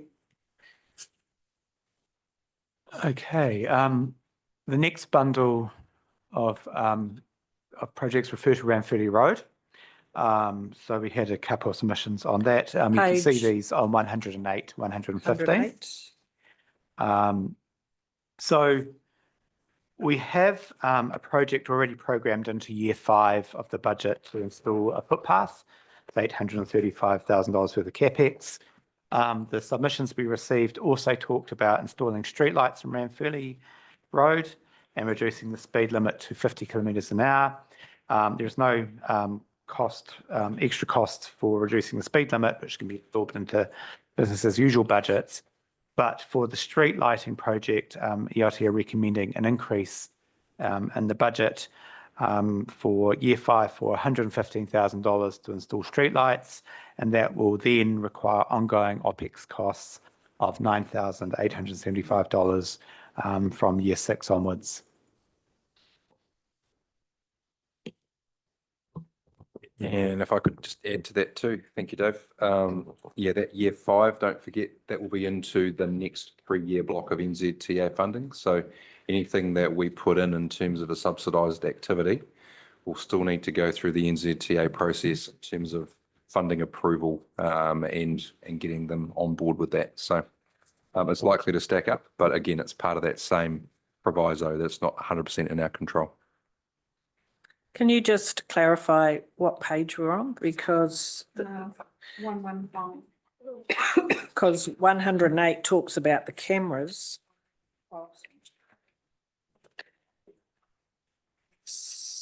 So there's different parts to this one. Okay. So the streetlights is page 118. And they're all split across separate templates. So the streetlights is page 118 and the speed limits is page 115 and the footpath is 112. So they follow on from each other in that block. Thank you. So could the street lighting be an application to CET? Yes, it could be. It probably makes more sense to include it as part of our street lighting network extension. Failing that, CET is an option, but would be probably not the norm. Okay, so we've got separate recommendations for each part of the Ranfurly Road request, is that right? That's right. Yes, through your worship, yes, they were separate templates and we've just grouped them on the same slide because they all relate to Ranfurly Road, and the timing of the street lights was to line up with the footpath installation, which is why we showed them together. Okay, thank you. And this would need a motion because it's additional funding? Yes, it would. And so yes, it would need a motion. As I say, there's still that conversation in that future year with NZTA in terms of their commitment to it as well. Any further questions, discussion? Councillor Short. Sort of answered my question, but so street lighting would go in if a footpath went in. Correct. I just wondered if in a sort of semi-rural development like that, whether there needs to be consultation about street lighting. While some residents have come and said they want street lighting, possibly the majority don't, but I guess if it aligns with a footpath, it does make it a bit different. It aligns with our kind of urban rollout, if you like. So putting in footpaths is more an urban in that space. So street lighting would complement that.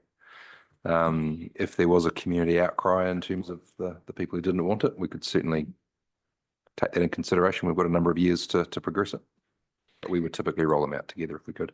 And on the CCTV one, obviously they've got some concerns about how the road, etc., is being used up there. Is that something they should talk to FDP about the district-wide project? Probably a good place to start, yeah. So we need to include that in the response back to them. Thank you.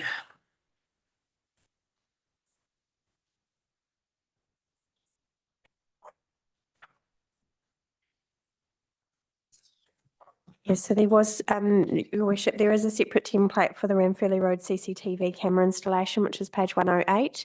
And the recommendation there was to not proceed with that because of privacy concerns. There is the Privacy Act requirements around ownership and monitoring of cameras. And because this is in a private location, they would have to get the police to agree to monitoring that. You can't have private individuals holding that information. That does breach the Privacy Act, is my understanding, and based on a discussion with Janine. So are they asking for cameras on a private road? They were asking for cameras. I think the one request was around the tip site, and then others were, it's probably adjacent to a road, but there was no clarity around who would essentially own the information and who would be reviewing that information, because if it is reviewed by a private individual, that's a breach of the Privacy Act. But that's my point, is that something like this should go and be considered as part of the FDP district-wide camera project, because the tip area we know has problems. Yep. So that's not private. Yes, Your Worship. I think also in the recommendation, I think I said around developing a policy around CCTV cameras, and that might sort of be part of that process as well. Councillor Quarry. Thank you.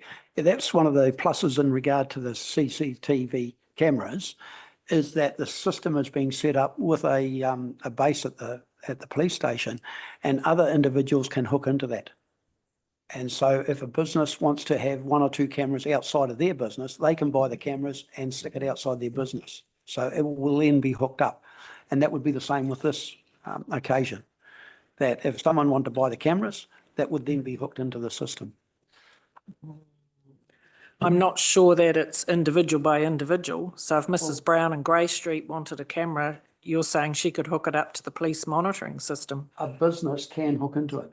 So there's is that what maybe that's where the policy comes into place? Who can participate?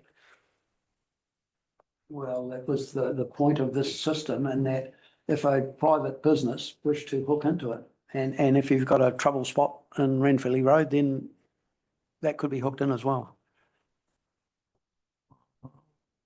I think that's a discussion we need to have as part of the policy. Councillor Blackmore. Thank you. Yeah, I think we just have to be a little bit careful about what we write in that recommendation, because we're saying we don't have a policy, and yet on the other hand, we're supporting FDP to advance a project in this that we don't have a policy for either. So I think there's just some wording we need to tweak there. Yeah, I agree. Councillor Ford.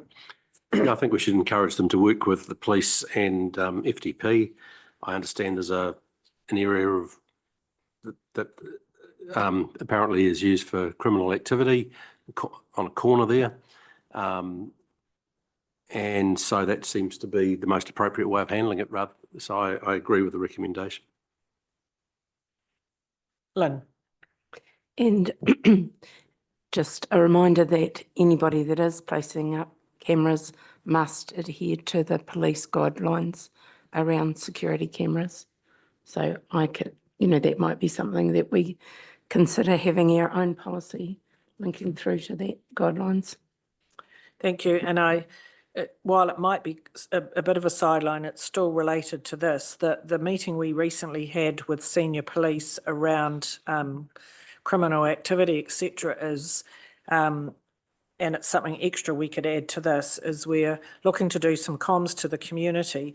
The police have limited resources, so they use the resources they have where the most demand is shown.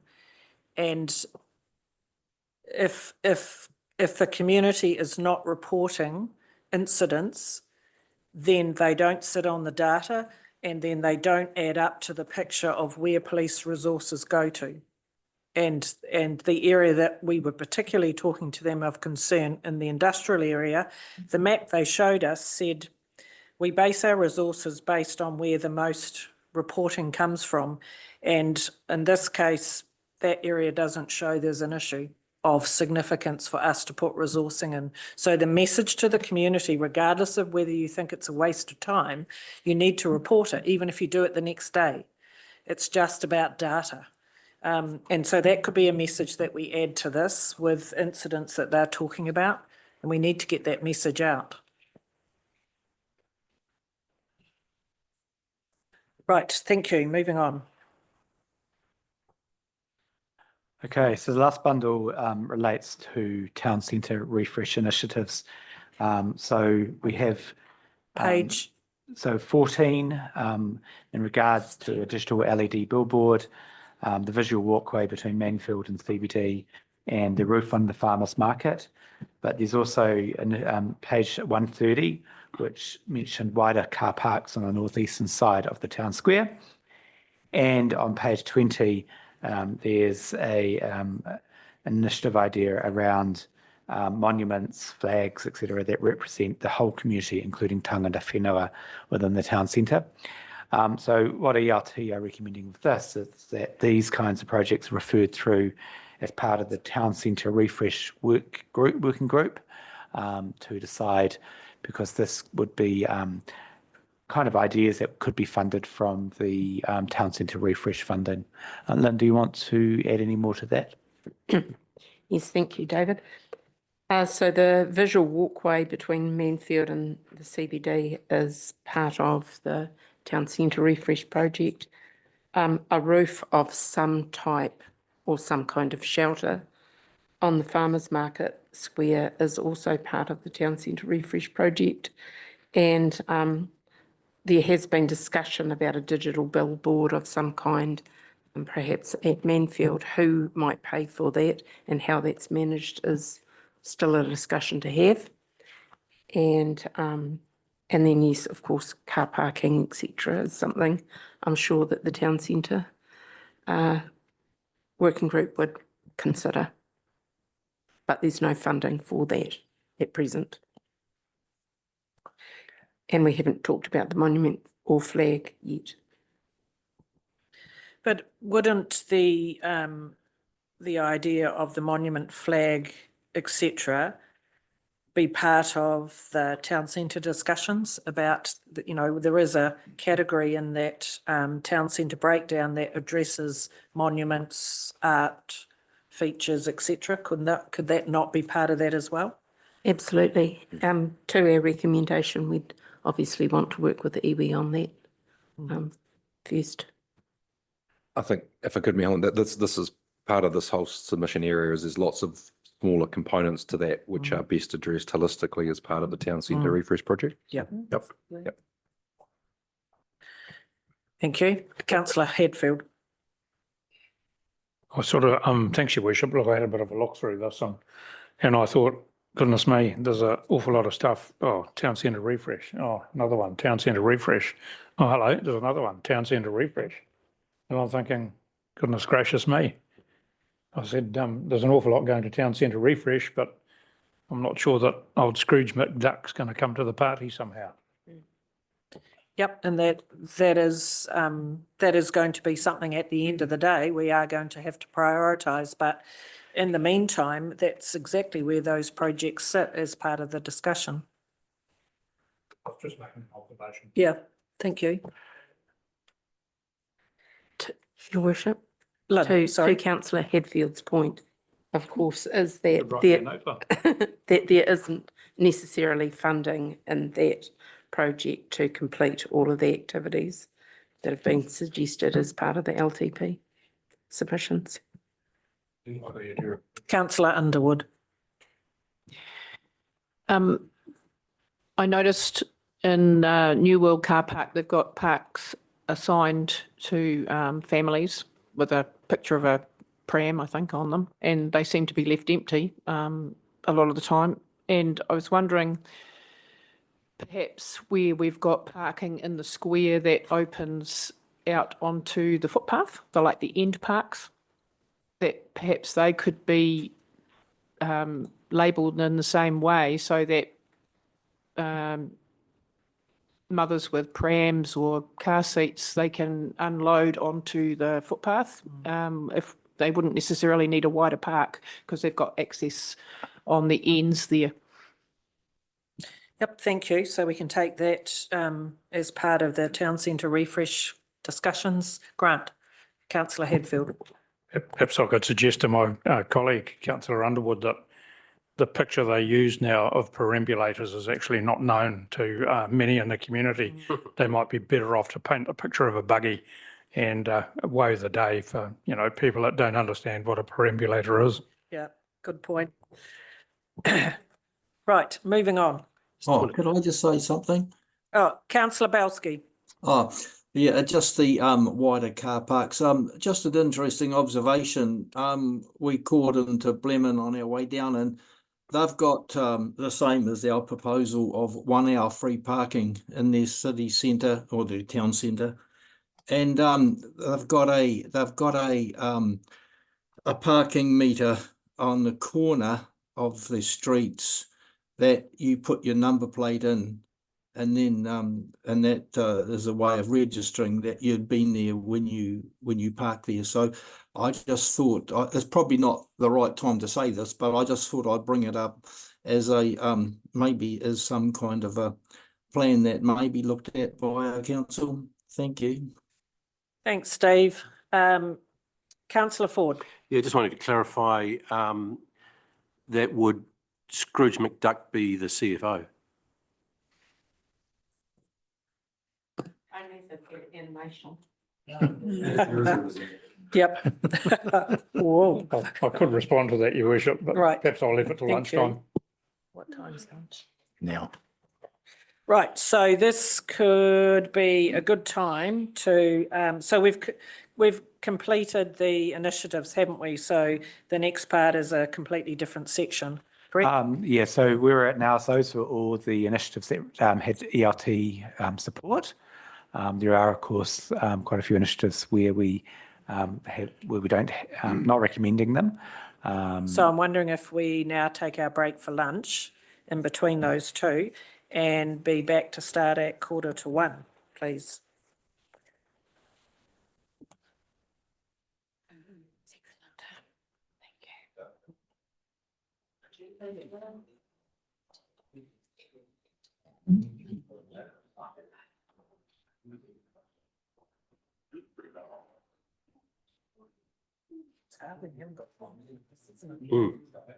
Why didn't they just start?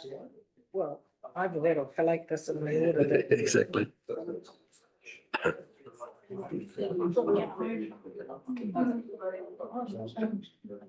Thanks, yep.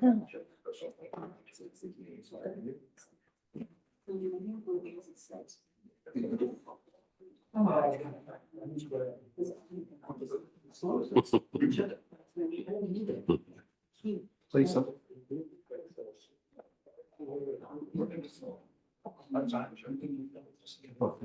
You've captured them. Steve, you stop the record.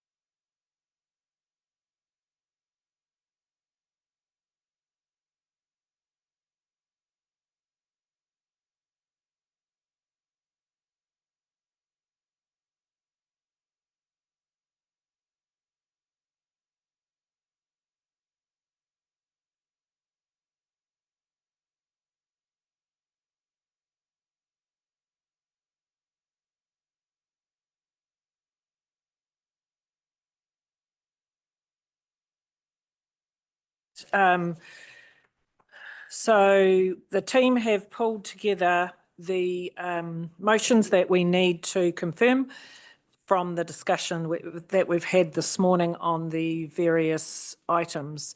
So it has been noted where we've asked to go away and talk and do, which don't need motions, but these are the ones that do based on what we discussed this morning.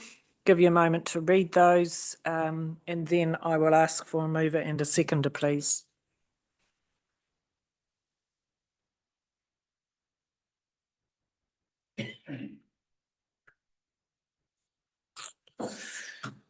So on that basis, do I have a mover and a seconder, please?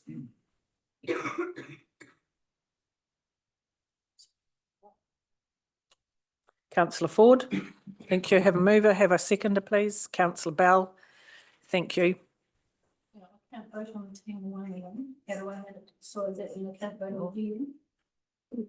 Oh, we can make a note that does for Alison. It doesn't include the Tangi Moana Hall. Any further discussion? Given we've had quite a bit on each of these, I'll put the motions. All those in favour, please say aye. Aye. Against? Carried. Thank you. Well done. Right, we are going to change agenda slightly and go to the management recommendations. Is it change gender? Change to the agenda. Oh, sorry.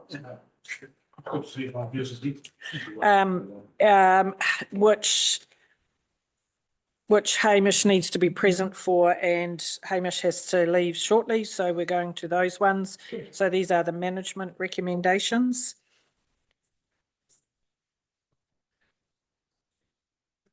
Right, Hamish, who's taking us through these?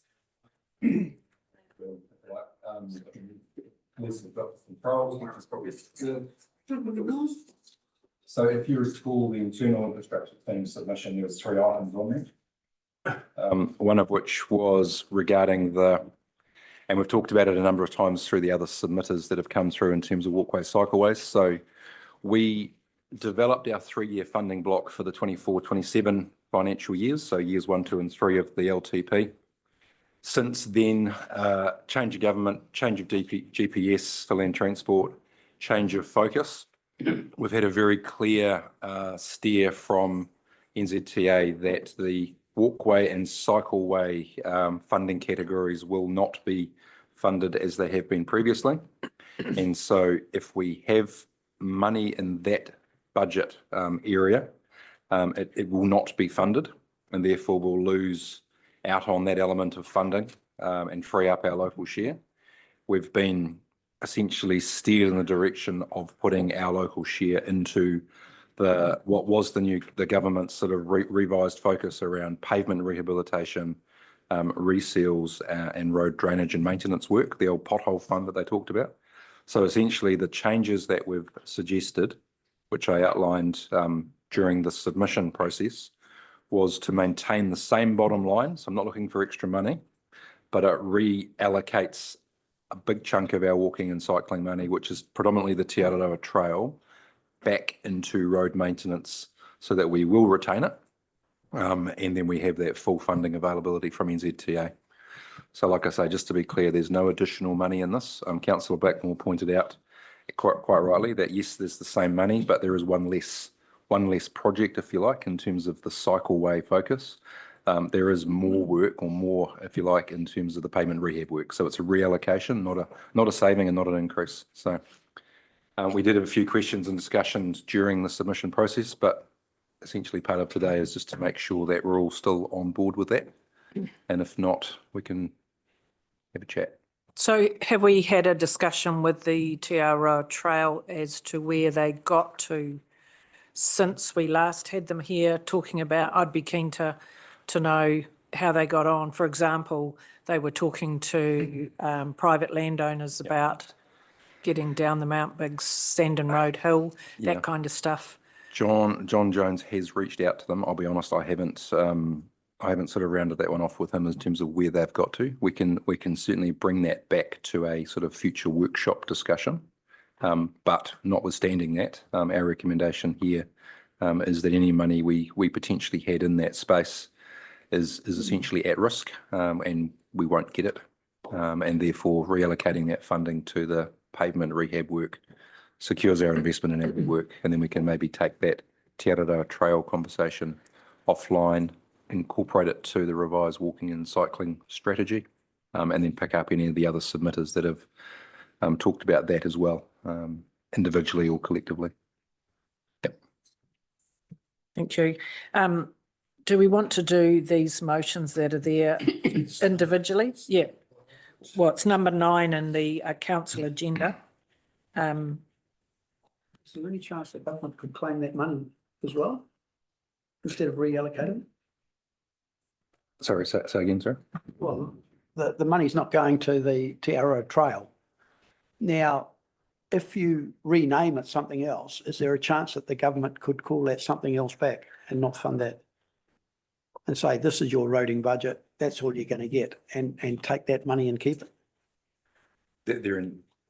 Excellent. Yeah, through your worship. Their intention isn't to take money off us. Their intention is to really focus on investing in pavement rehab, pothole deterioration, roadside drainage, and reseals.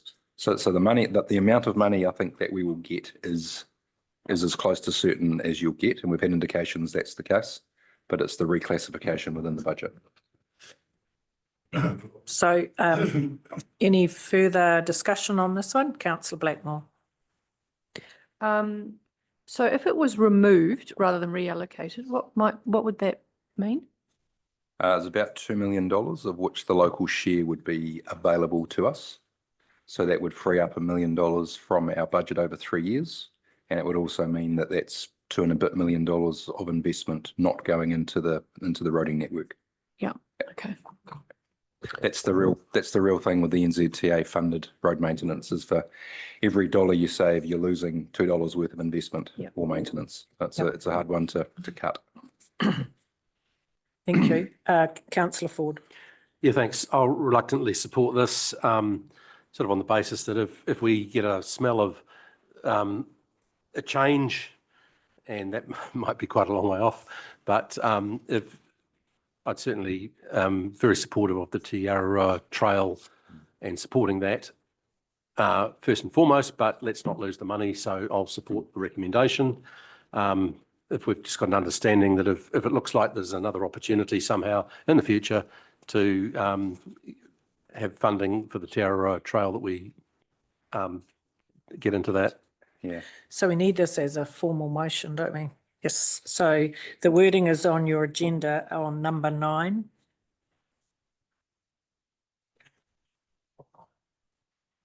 So we're seeking a mover and a seconder.